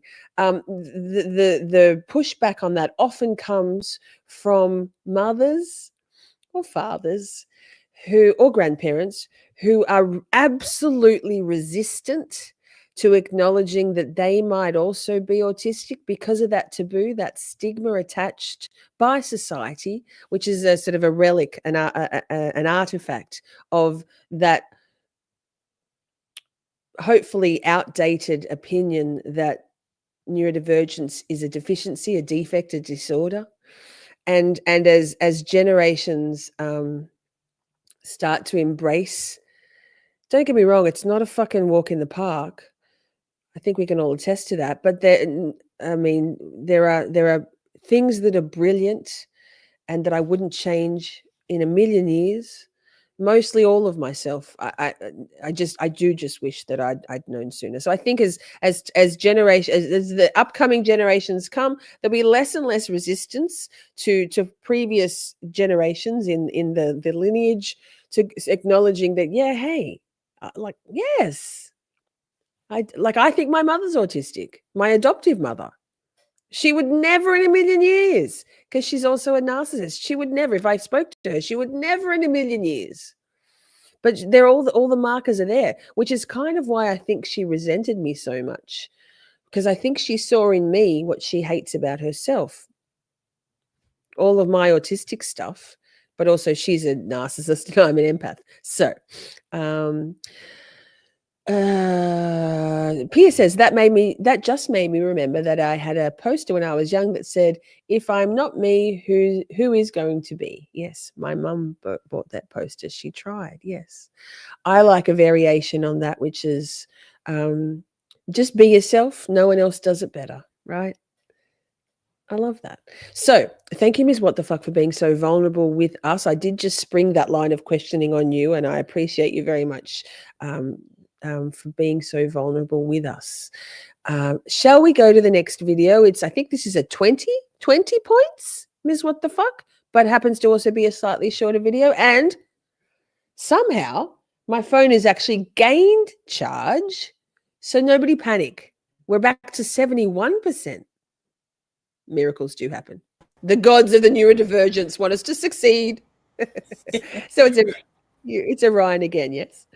Yes, and this one is 20 signs and 20 signs of autism in adults, autistic traits you never knew existed, and is 21 minutes. So yes, right on. I will try to interrupt less. I'm funny. I, for one, don't mind a 45-minute bathroom trip. Not because I need to, but because actually I do need to. Autism can manifest in all manner of ways. Let's talk about 20 autistic traits in adults that often go unnoticed, even by the people who experience them. Welcome, my stars of Orion. Thank you so much for watching. I'm Orion Kelly, that autistic guy. I'm all about providing validation and support for autistic people and their loved ones. Here we go. 20 autistic traits in adults that often go unnoticed. Number one, let's talk about anxiety around new people or places. Do you feel uncomfortable, awkward, on edge in new environments, or around unfamiliar people? Yeah, you're not alone. Now, for autistic adults, unfamiliar settings often mean unknown expectations, unclear social rules, and in most cases, way too much sensory input. So it's basically like trying to relax in the middle of a minefield. You might go to a new restaurant or cafe, and you're stressing the whole time about, where do I sit? What will the noise levels be? How do I order? Meanwhile, the non-autistic friend you're meeting there is just super excited about the menu. Trait number two, do you use scripts or pre-plan conversations? Do you rehearse conversations in your head before they happen? Or do you replay them over?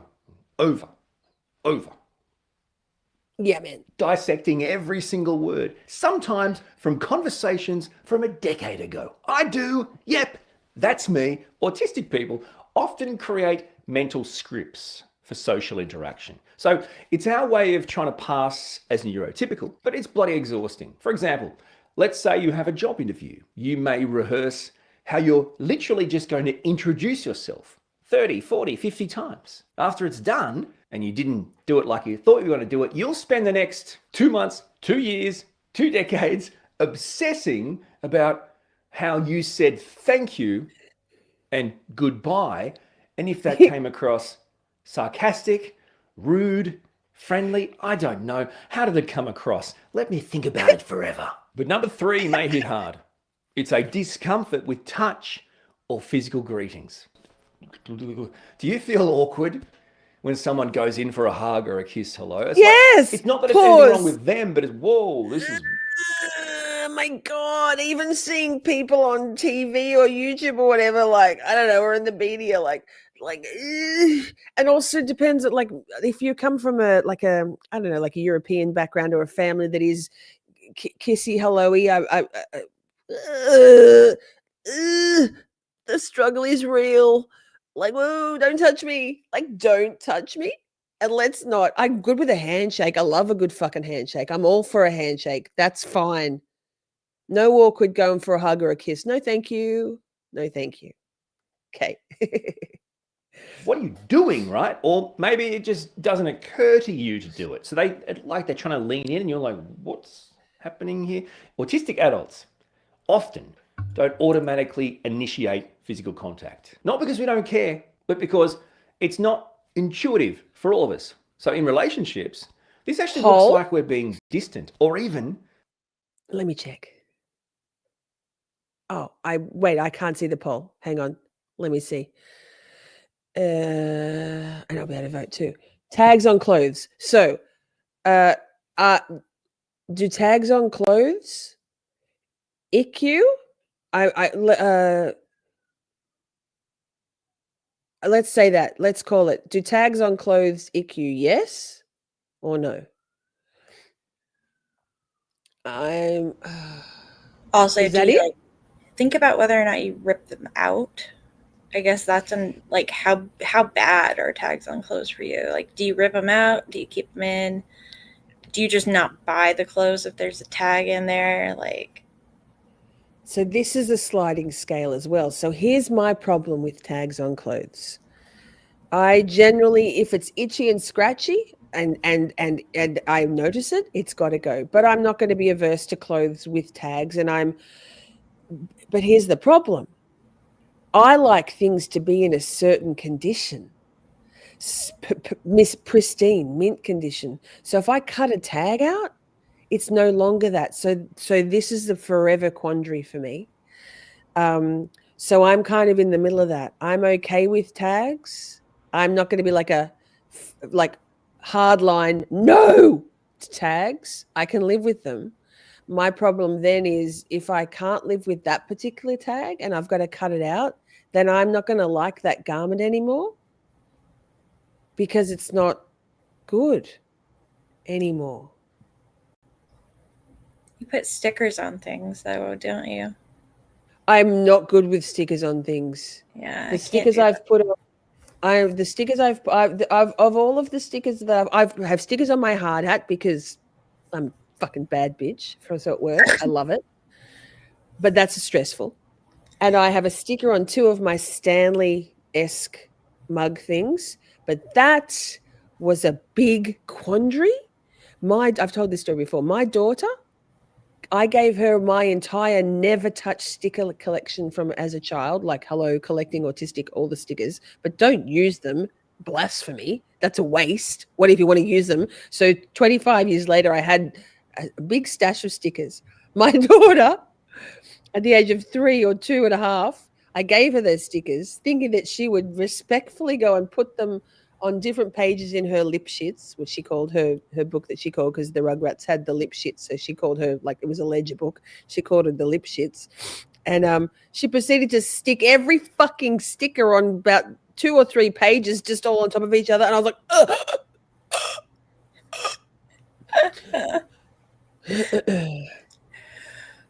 So Ms. What the Fuck, Banana says, I hate polyester, but that's common. Yes, Ms. What the Fuck was very reluctant to even introduce the pajamas that we have on the merch store because of their 100% polyester fabric makeup. And I was like, yes, like I can't have sheets that have got polyester. Yes, 100% cotton all the way. Yes, but let's just see, because Ms. What the Fuck's absolute aversion to having polyester pajamas might not be everybody's, and sidebar, they're actually quite lovely. I'm sure they won't be lovely on a hot sweaty night. They'll be disgusting and sweaty and gross, but they feel nice and they are nice. What about some people have got an aversion to I have a mild aversion to like microfiber towels, that I like some of them. But there's some that are too icky, gross, soft that make me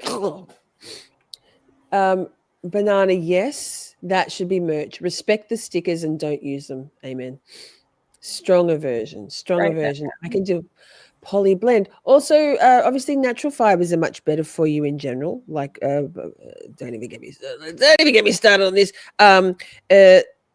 It's a whole thing. Go natural wherever you can, regardless of your personal preferences. Yes.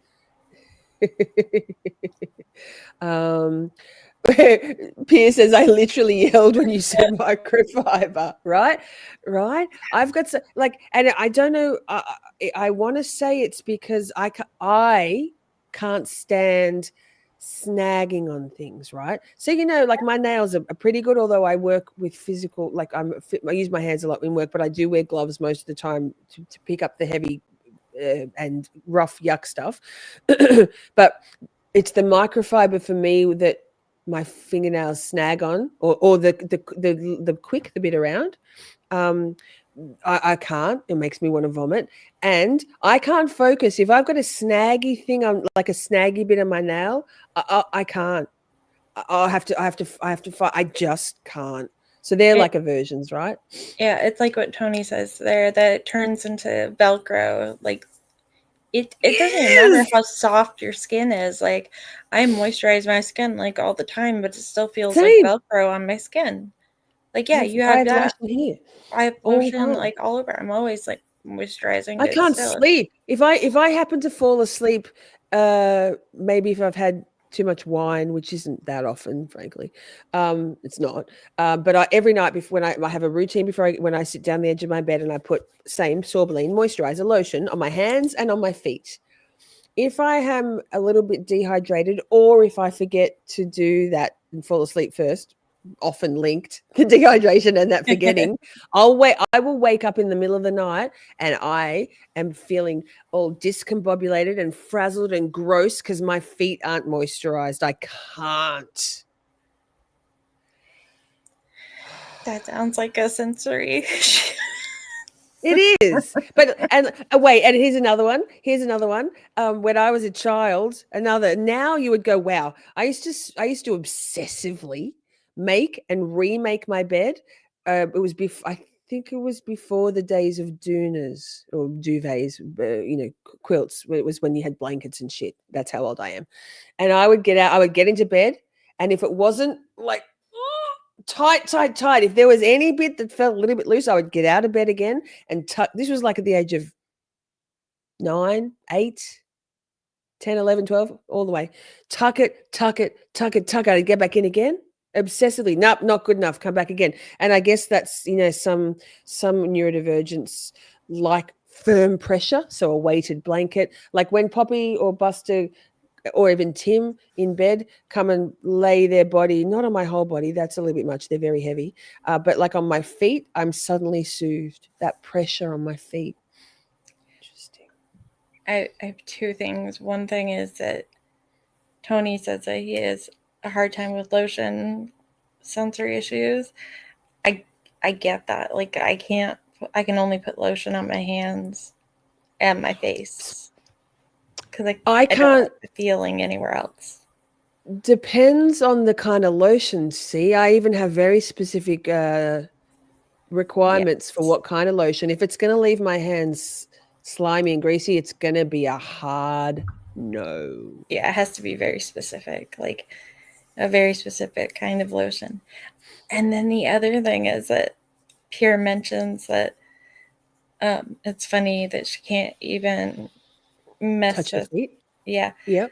Same. When you said that you put lotion on your feet, that horrified me, because the thought of touching my feet with my own hands is so like. Do you wash your feet with scrubs? I use a loofah that is separate from everything else. Like it's not the same loofah that I use on the rest of my body, and it's like, everything is separate. Nothing that touches my feet touches any other part of my body. Yeah, of course. Like, well, see, the way I do it is I use a what do you call a washcloth, a face washer. I call them a washer, like a small square of towel, and I do my face first, obviously priority, and then the body, and then I will use that then washer as the last part on my feet, but then that I only use them once. Then that goes in the wash. I have like But when I was homeless and I had access to a bathroom, I think I've told this story before. At my storage unit, I had a very strict routine every night. I would go in, wash my face, brush my teeth, do it like put my feet up into the. Sorry, people in advance. Like it was gross anyway, but it was better than not washing. Put my feet up and wash my feet. I'd have a towel on the ground. I'd wash my pits, my bits, my feet in like face in that order down, and I couldn't not. So yeah, well these are all sensory aversions that are very particular to each person. If I didn't touch my feet with that lotion, I actually wouldn't be able to think about anything else. I actually couldn't sleep. I'd done that since I was a child, every night. So interesting. Okay, Orion, let's go.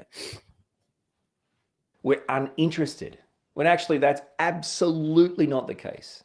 We just experience connection in a different way than neurotypical people. And being open and honest about that can actually really help both not only feel understood, but to feel more connected. Trait number 4 is all about blocking out the world around you.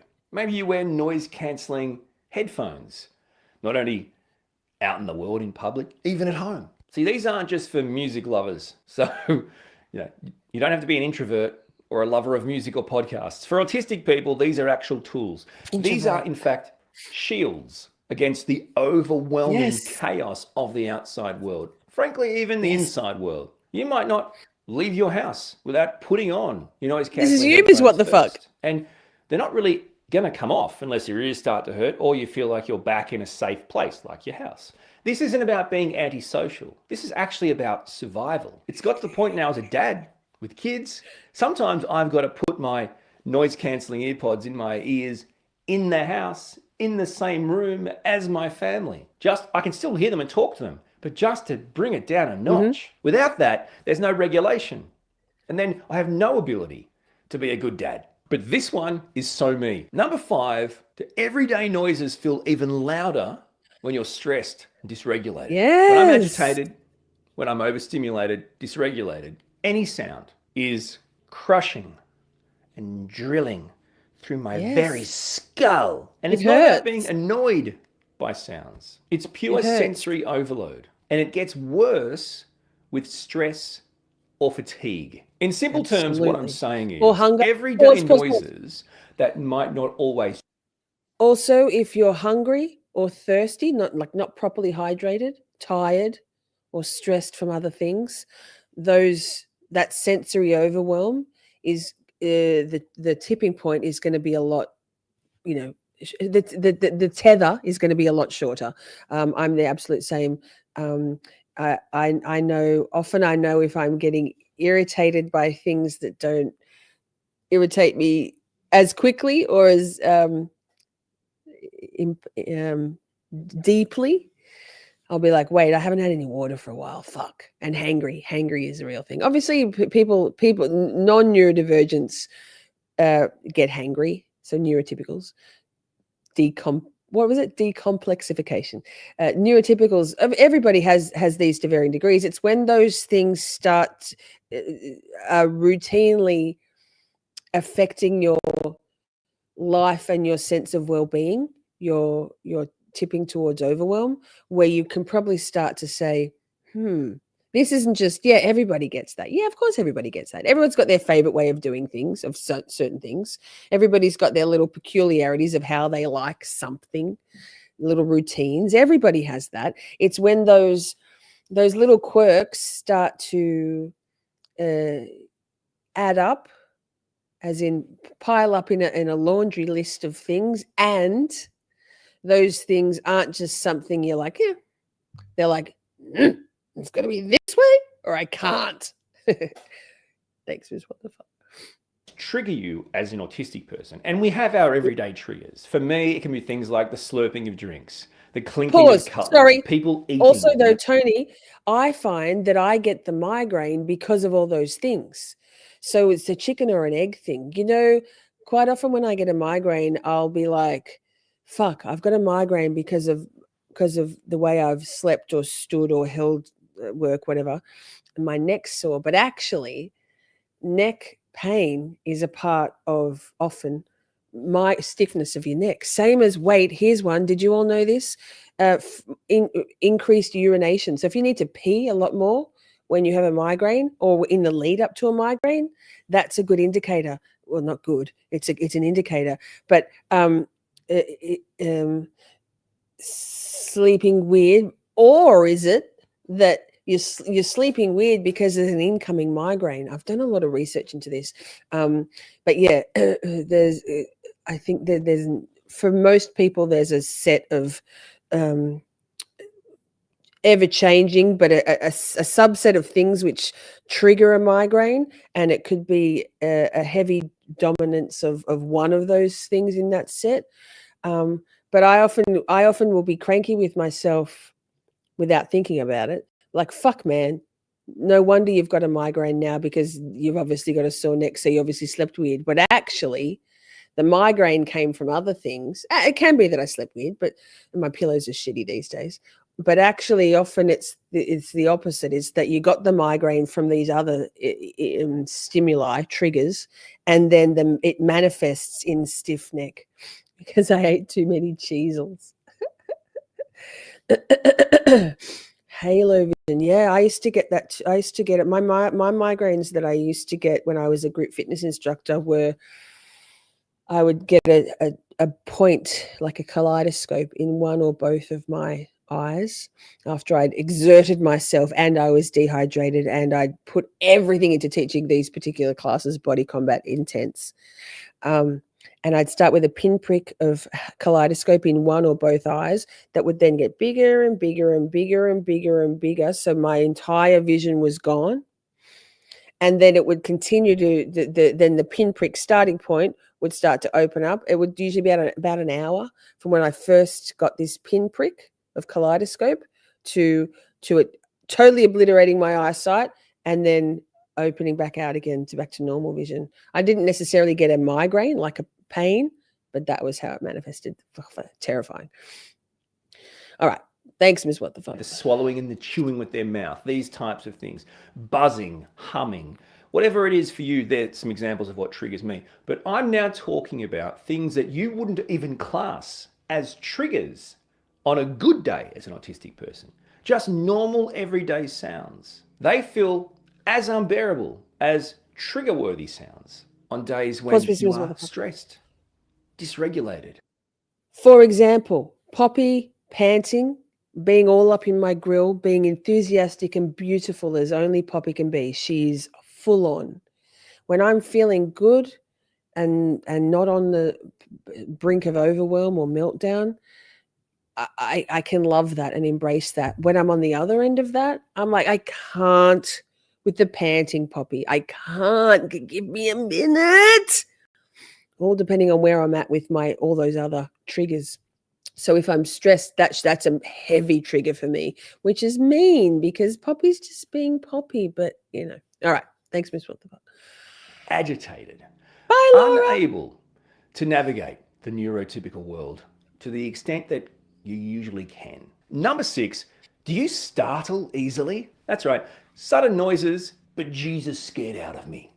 Like I'm already in fight or flight mode. It's not just jumping, right? It's a rage.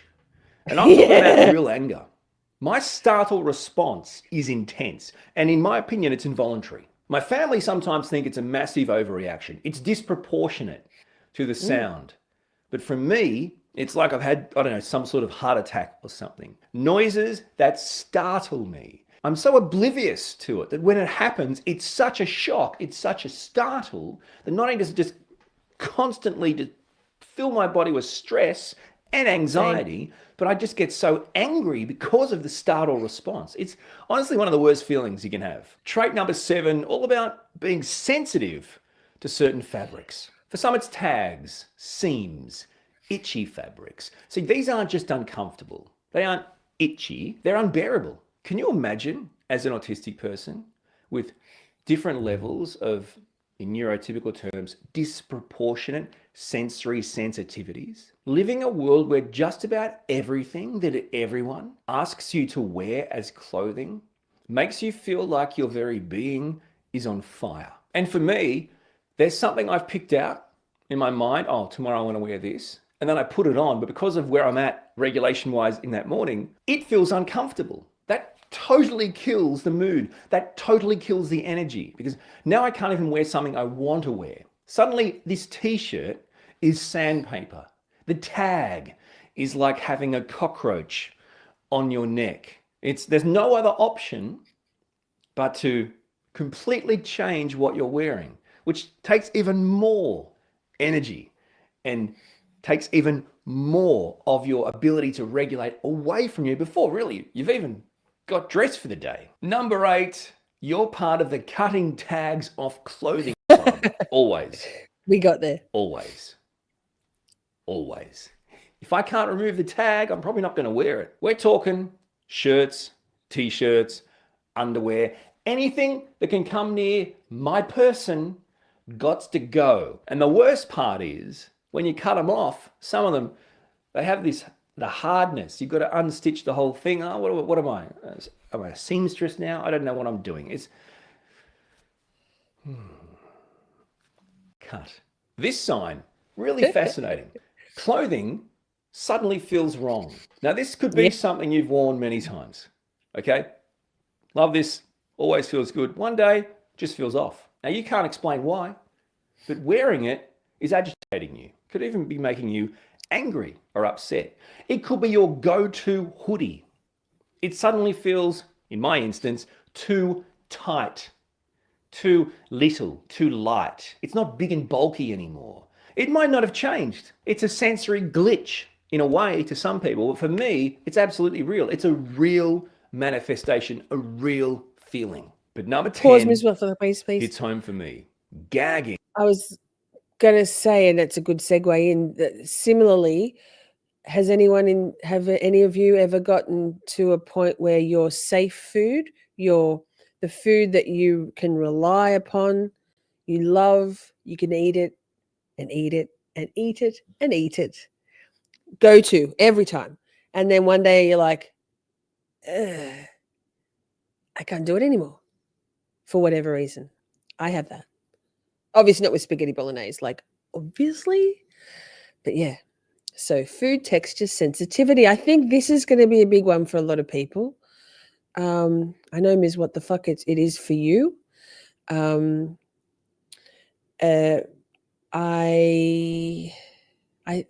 as an adult, less so for me. As a child, more so. Okay, let's go. Thanks. From certain food textures. Hello, pumpkin, my old friend. Yeah, right. My nemesis, pumpkin, if that's even your real name. The texture hits my tongue, gag. Some foods don't even compute. It's actually not even about the taste. It's the texture. No amount of just try it, just give it a go, just eat it is going to fix it. The pumpkin being cooked has a consistency and like this water content and this squishy that makes me gag. Other things, it's the smell of them. Right? It's fascinating how different this experience can be. Number 11, repulsed by certain smells or flavors. For me, it's the smell of peas. They make me sick. It's strange, right? Like normal peas, no worries. Once you cook the peas and serve them up, I can't eat them because of the smell, not the feeling in my mouth, the smell. It's like, ugh. It's really, I wish I could explain it. You know, pea and ham soup, happy to have it. Beautiful, love it. Just cook me some I can't peas. wait, pause. 100% no go. I love peas. I love ham. Pea and ham soup. Ugh. It's the texture for me. It gets this kind of gritty, kind of almost pasty, granular. I don't know. No, thank you. Also, can't do minestrone. Cannot. Gross. Okay, go. I know it's not something I can explain in a way that's going to help you, but I promise you it's a real experience for me. Trait number 12, a total and utter exhaustion after going out anywhere. Like appointments, going to the shops, having lunch with someone. Regardless of what it is, leaving your safe zone and interacting with others, it drains your energy. Now, what I mean is I don't do your it. car is no longer full. The tank's empty. Right? The mental effort it takes to mask, to navigate the outside world, the social cues, processing the sensory thanks. input. For me, No, even if people thanks. come to my house, right, after people come to my house, which is great, once they leave, the visitors leave, I feel like I'm not me.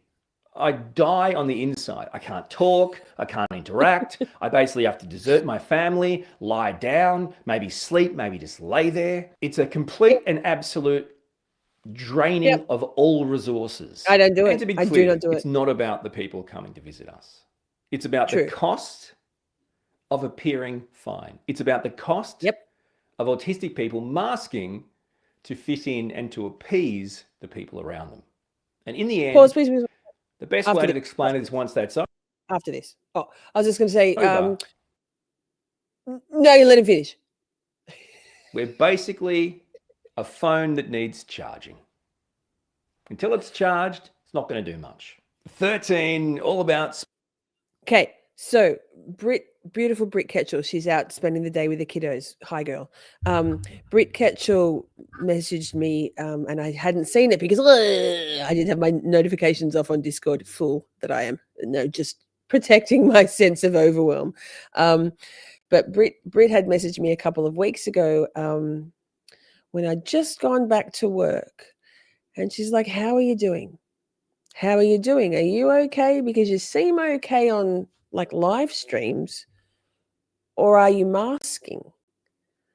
Because God knows how taxing it is to mask. And when I finally saw it, I mean,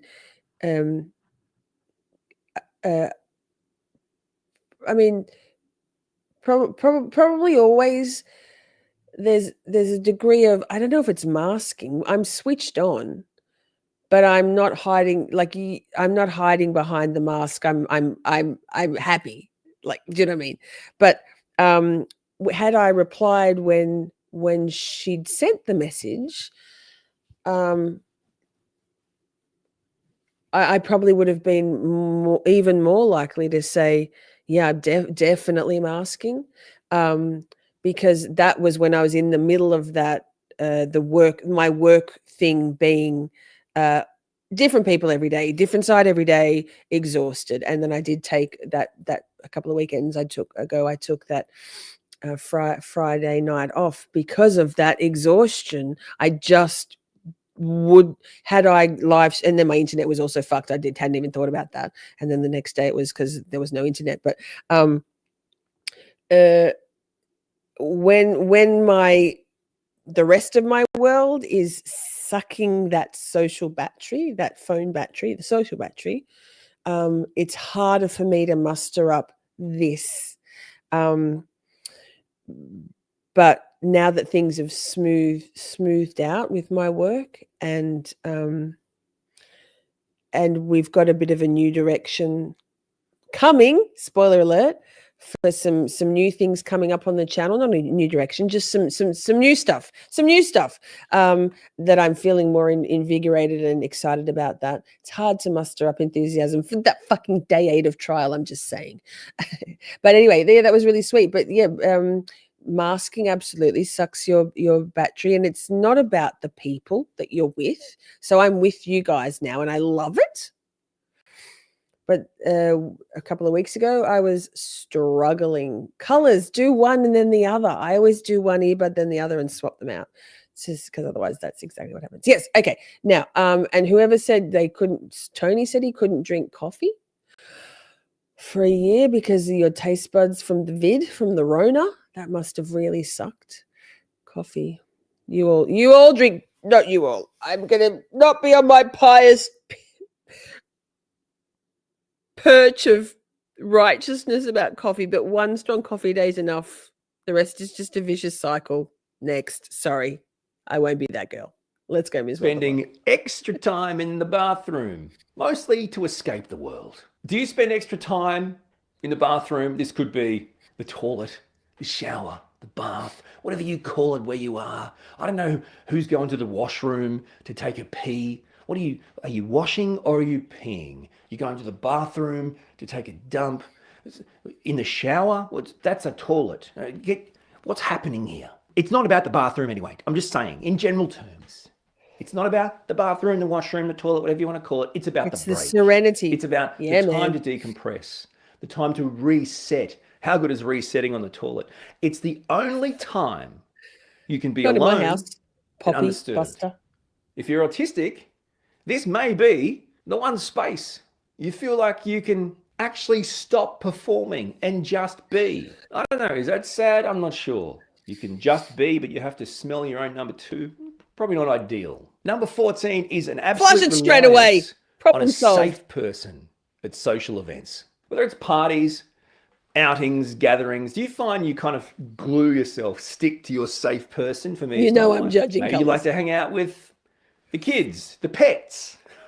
I don't mean that in a creepy way. I mean saying like sometimes it's better to hang out. I'm going to hang out on the kids' table or in the kids' rooms, chill, or hang out with the dogs, that's the me. cats, or the animals, Me. whatever it is. That's me. It's just easier. When you have a safe person as an autistic person, you have gold. No matter where you go, you can cling yourself, secure yourself to them, and have them to help you navigate the world around you. And that's so much better than small talk. No. Amen. Some board games or gaming, yes, that's fine. Talking about current events with adults, not so much. Trait number 15, people watching. Could be a cafe, restaurant, bus stop, whatever it is. Watch the world go by. How peaceful is that? You're not part of it. You're not interacting. You're just observing. You might call it creepy. Fair enough. I might call it my own free Netflix. But number 16 is a hard relate for me. An exclusive loyalty to certain shops, products, or brands. Yes. You have a supermarket, that's your supermarket. You got a cafe for coffee, that's your cafe. You got a restaurant, that's your restaurant. You got a hairdresser, that's your hairdresser. You got a brand of product, that's your brand of product. Amen. An exclusive loyalty, reliance even on certain shops, brands, products. Couldn't be more experienced by me as an autistic person. You know, this need to have structure, sameness, routine, filters through in all walks of life, right? So particular shop, right? I know how the checkouts work, the self-serve checkouts. I know where everything is. I know how it feels, looks like. Now, if my usual bakery runs out of bread or is closed, I just go home. Like, what do you want me to do? Go to another bakery or another shop and look for bread? No, I'm not going to. That's unthinkable. I'm not going to do that. Sometimes if I don't have the place that I usually park, the normal parking space or normal parking spot, it's full for some reason, I'm so overwhelmed, I just drive home. When they change the look of brands, it spins me out. No. When things are being discontinued or going out of business, it's like a death in the family to me. I just hoard. Whatever you got, I'll buy it.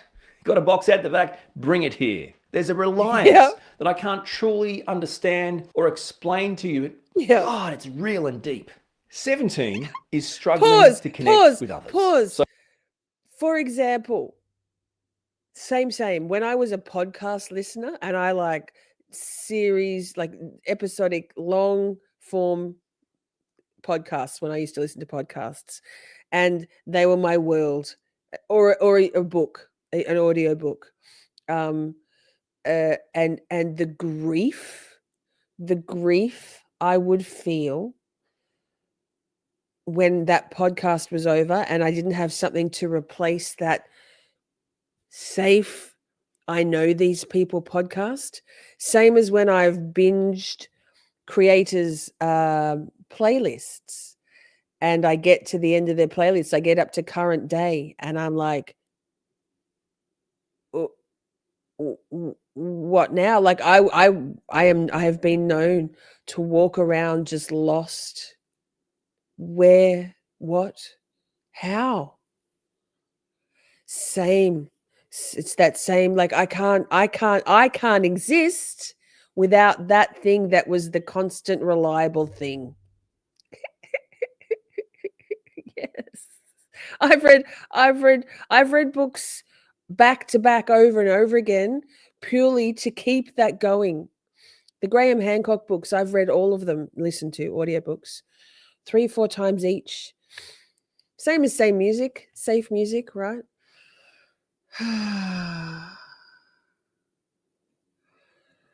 Oh, God, I'm feeling it right now. I'm feeling all wistful and longing for those moments where I would just walk around aimlessly going, well, what now? What even is life? What do I do now?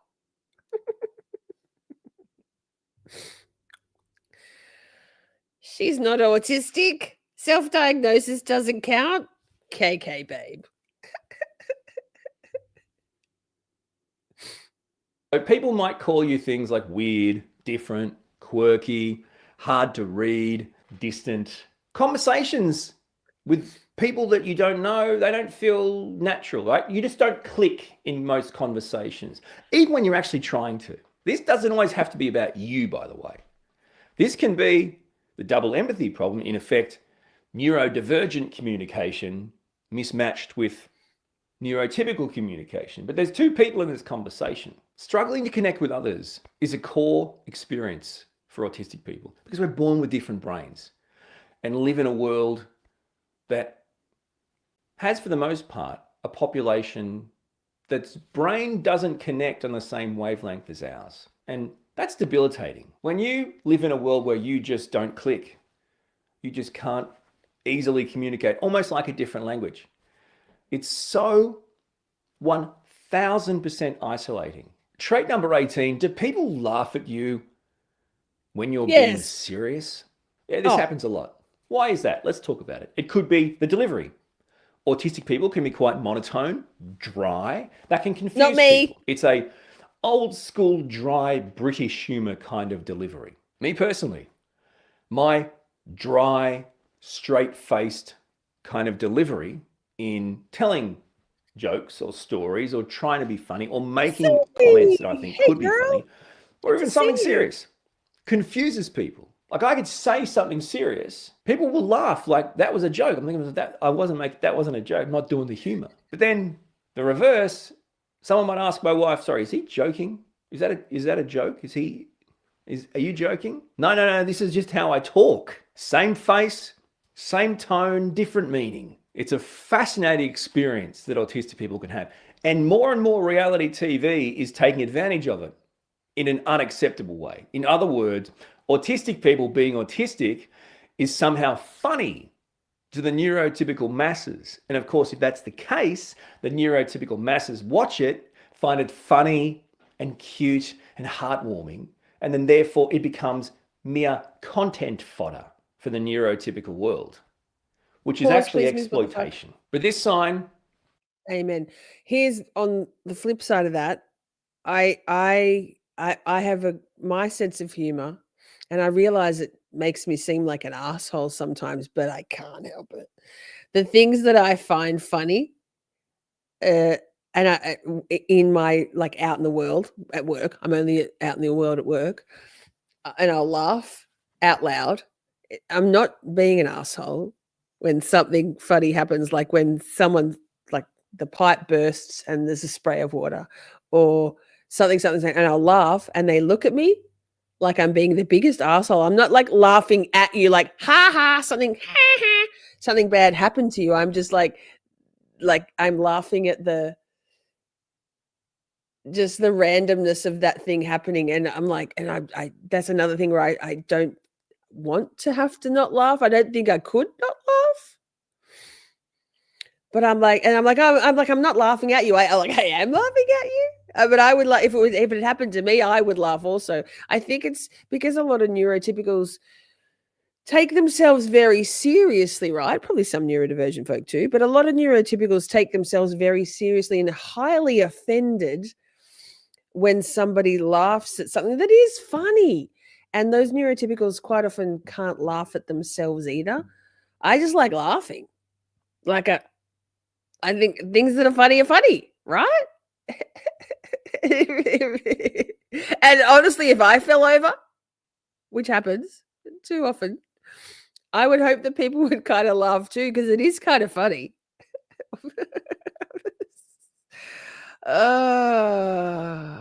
Anyway, thanks, Orion. Maybe I am an asshole. Am I the asshole? Yes, I am the asshole. Fuck. constantly ending up in arguments without even realizing it. People will say things like, why are you arguing with me? I'm thinking, hang on, wait, sorry, this is an argument? Because we weren't arguing in my mind. We were communicating. We were directly communicating. Oh, it's blunt. It comes off blunt. Others aren't used to having someone constantly question or challenge every little thing. This creates misunderstandings as a best case scenario. As a normal case scenario, people just hate you. This even happens with your own family. And again, I don't know how, actually it's every time. Every time when someone goes, I don't want to argue, I said, we're not arguing. This isn't an argument. We're having a conversation. In my mind, Oh my I God, swear to you, pause. we are having a conversation. Pause. The number, Orion, were you listening into my conversations with the pirate? For fuck's sake. For fuck's sake. The number of times I'd be like, this isn't an argument. We're having a conversation. How can we get, what are we doing here? This isn't an argument. People are so unused to having difficult conversations. They're so uncomfortable with frank, open communication that they perceive it as being argumentative. When no, we're just talking through it. What, we're not going to talk about the thing? KKK. This is not healthy. This is counterproductive. It's counterintuitive to me. Okay. Thanks, Ms. What the fuck? I've got follow-up questions. Yes. I'm questioning things. Yes. What, to argue with you? No. Is that why people ask follow-up questions? Also, like, Ms. What the fuck? This is a good point. Like people perceive my, because when don't fuck with me. Like, don't fuck with me. Not you, Ms. What the fuck. I mean, if people are a fucking cunt to me, I'm not gonna be sticking around, right?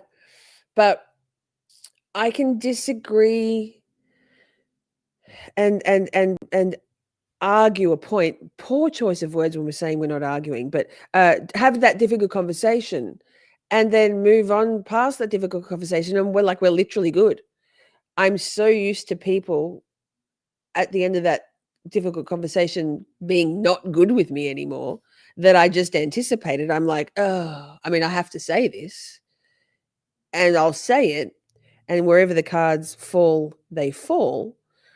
And it's so refreshing to have like friends like you, what the fuck, or all of you guys, shorties, when we have not that's Ms. What the fuck and I have conversations about like wait, so I'll have an idea for something for the channel, and what the fuck will be like, I don't know about that, man. And I'll be like, well, X, Y, and Z, and I'll be a little bit indignant, and she'll be like, I don't think so, Lisa. And I'll be like, and then she'll be like, I mean, I support you in whatever you decide, but I don't think so. And I'll be like, but I just think that's I constantly difficult conversations are so important. The more comfortable we are with having a conversation that's hard to have, that's not an argument. It's just a frank and open discourse about a disagreement. It's about the situation, not the person. But so many people take things butthurt personally. It's very frustrating. So that. Yes. I thought people ask follow-up questions and question things to learn and understand more about what's happening in this Colors and particular I situation. actually, Colors, you're probably even a better example. Colors and I have, over the last 8 weeks in particular, had some pretty like we are fairly diametrically opposed on quite a few things, right, Colors? And Colors doesn't get butthurt. I don't get butthurt. We have the conversation. We may or may not agree to disagree, or we'll just move on. It's so refreshing. Like Colors, it's so refreshing. I probably haven't thanked you. I have, but not recently. Like, it's so refreshing to have conversation. Yes, we are. On some things, we're coming closer and closer and closer. See, you don't even know. No, yes, you do. There's some things we are diametrically opposed on. There's other things that we've come closer and closer together. See, you don't take anything personally, Colors. I think that's what the things that you just shrug off mostly everybody else. The conversations we have are pretty unique, honestly, because most people, if I had those kind of conversations with, would arc up, crack the shits, and like not be my friend anymore. This is not healthy. That's not adult. It's not balanced. She's like, really? No, true. But you're quite unique in that you don't take things personally and you don't get offended. And you've said that. It's very refreshing. I appreciate it. It is silly. It kills me. Not you, just people being like that. And on Twitter, like when I have, like I love debating, and the number of times that people just slam shit down and block on stuff. That's what? Okay. We're gonna be like that. Not you, colors. Okay. Thanks, Ms. What the fuck? Let's go. Situation. That's why I don't understand why neurotypical people always think if you have questions or question things or what they're saying, it's an argument. But their own premise is, if you don't understand, just ask. Pick. I don't want to argue about this. And sign number 20, being told you're rude, blunt, or even Never. unprofessional. Now, this mostly would probably happen in the workplace or around this type of environment as autistic adults. See, professionalism is often just another way to say act neurotypical. Autistic people aren't unprofessional. We might be totally honest. What are you saying, Orion? We're fucking professionals here. Zero neurotypical vibe. Fuck. Thank you, Tony. That's assault, Orion. What are you saying? Straightforward. We might be intense at work. We might get told we're being rude or inappropriate, but we're not being rude for the most part. We're being us. And no one ever gives you a rule book as an autistic. Sometimes I'm a bit rude. They just expect you to somehow get it. This is how you act. This is how it works. And the sad thing is, what is classed as professional is as discriminatory as calling autistic people rude and arrogant and unprofessional. Autistic people are being autistic. We're punishing autistic people for being autistic. It's the equivalent of me punishing you for being neurotypical. Well, I can't because that's who you are. Okay, right. Well, let's say I said, I'm going to punish you, neurotypical person, every day you come to work and don't completely act and come across autistic. Now, you're going to fail. Why? Because you're neurotypical. Neurotypical people can't be autistic. They have a different brain. Conversely, you can't punish. Sorry, Ryan.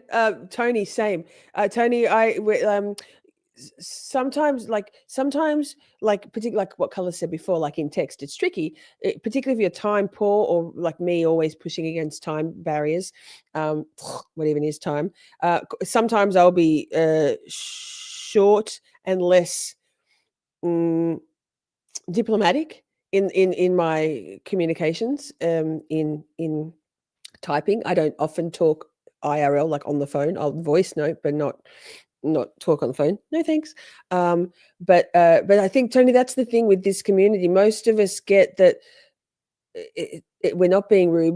We might be tired, time poor, have a migraine, be rushed, be distracted. Yeah, exactly. But we all get each other. That's why we all get each other, because we're all kind of on the same wavelength. That we're all such good friends. I think that's. But I'm aware that, like, I know, back to the pirate. Like, the pirate used to crack it when I was trying to get a bunch of communication done in a text in a quick amount of time, and he would be all butthurt about that I wasn't like mollycoddling and adding in the niceties. I'm like, I'm just gonna do just a quick text, for fuck's sake. So exactly, Colors, that's a really good point. Our entire relationships are online together, so we have to have some grace. Yes. And I think it sorts out the wheat from the chaff, if I'm allowed to use that phrase. I'm sure someone will pull me up, pipped at the post. It's the folks who don't make allowances for that in the communications, and very reactionary, that's when you're like, okay, bye. Okay. Bye. I'm not gonna, if you don't understand me, if you're being willfully choosing to misunderstand and misinterpret, then you the royal you, not you guys. It wasn't meant to be. Okay, we can get this done. Also, sidebar, I'm still on 71% of my battery. I don't know what I've done differently. I did turn off more notifications on my phone to stop that data usage. Anyway. Autistic people for not being neurotypical. Now, it's critical to note, none of these traits alone make you autistic. But if a bunch of these feel familiar, you might want to explore that further. Find someone you trust and look in to meeting with a healthcare professional. And for more No, fuck that insights, shit. check out my video, 20 more autistic traits in adults you never knew existed. Pause. Thanks. We did it. How about that? Tony, conversely, if you think I'm being a bit crude, you're probably right. Same. Poppy says, oh, we're done. Thank you to Stephanie blah blah blah for sending me we've got a few more. We'll do another one next Friday night, I guess. We've got a few more. Poppy, please. I'm trying to be professional. You're gonna make me look neurodivergent. I did that on my own. We'll definitely do another one in the same, I can't remember what the other ones were. I've saved a bunch of Orion, Kelly and stuff, neurodivergent things into our little Poppy, don't lick me. It's the licking which tips me over the edge. It's the panting and the licking. Please, Poppy, I love you. Don't lick me. And then tomorrow night we've got the first of that little mini series, Boundaries. I think a lot of us might be people pleasy. Either have a sort of a default setting of people pleasing. Hi, Buster. He doesn't lick me. I love it. People pleasing and struggle with setting and maintaining boundaries for ourselves. And if you can't set and maintain boundaries for yourself, it's very hard to assert those boundaries in a kind but firm way to others. So I think that'll be an interesting one. A bit of Dr. Ramani, although I don't really want to go too into the narcissistic boundary stuff. Yes, Tony, boundaries are possible. We learn from the master. I used to be unable to set and maintain boundaries, and these days I am the champion of it. And then tomorrow night, so that's second, that's the last one. We can go feral as we want. Psychology corner, and tomorrow night, first up, 5-ish Eastern, we'll see. I'll try. I did it today ish. I was a couple of minutes late. The end of day 8 in court for Jesse Kuchevsky. So thank you, everybody, for being here. Thank you, Stephanie, for sending through those links and for running the polls and stuff. And Ms. What the Fuck for running the video behind the scenes. Don't forget your recipes. Me. Hi, that's a note to me. Note to Lisa. Recipes, please, madam. Thank you for those of you who've submitted your recipes. Oh, wait, Steph, you had a recipe. Here, I'll put you on the spot now. What was it? It was a recipe that was an interesting. It was something about green chili, something. I've got it written down. I'll text you. Thank you. It's good to see you, Colors, and everybody. I love you all very much. Thank you for being here. Don't forget to drop a comment afterwards. Maybe like, oh, Pierre's gone to walk the dog in the rain, but I know Pierre didn't realize that startle reflex one was particularly a disproportionate startle reflex can be a neurodivergent trait that you didn't even think about. Now, you did the pudding shots. Yes, send dog recipes. Yes, please. Yes, please. Send us anything. Ms. What the Fuck definitely loves to try and decipher the coding of recipe talk. JFC. Don't walk your dog. Oh, wait, what? What? Walk? We actually went through and we're reading through your Ms. What the Fuck and I were reading through your recipes, your pudding shots recipe, and it took a little bit for me to decipher, and Ms. What the Fuck, but once we got in the swing of what you were saying, we got it. Simi, yours too. I know you said you typed out how you basically would talk it, and Ms. What the Fuck said to me, that makes more sense now. So we love getting everybody's. There's some humor. Ms. Woozy's put some humor in hers. Tony as well. Lol, chuckling. So we love everybody's personal little spin on their recipes. And we're not quite sure how that cookbook will look, as in how it will be delivered to you. But now that Ms. What the Fuck is over that main blockage of what the fuck are all these words? I don't understand any of it. I think we'll get there a little faster, but stay posted. Bye, colors. Bye, everyone. Be kind to each other. Be kind to yourself. Don't kill anybody. Is that relevant here? Don't kill a neurotypical. Don't kill a neurotypical. Just, yeah. I'll see you all tomorrow night. Thanks, everybody. Thanks, mods. Mwah. Love you all. Bye.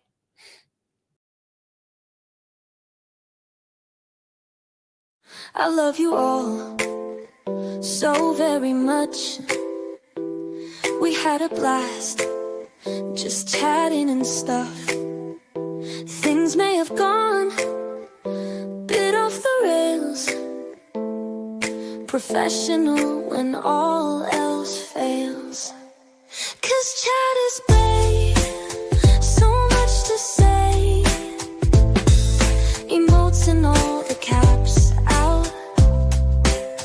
May have been cheese, bit faster please. The time has come, Camp Shorty out. We're skating through all the tough things, learning about this and that, defense motions, prosecution, and narcissistic twats. 'Cause chat is babe, so much to say. Emotes and all the all caps out. May have been cheese, bit faster please. The time has come, Camp Shorty out. Community, just you and me. Occasionally, Buster and Poppy. It's the whole thing.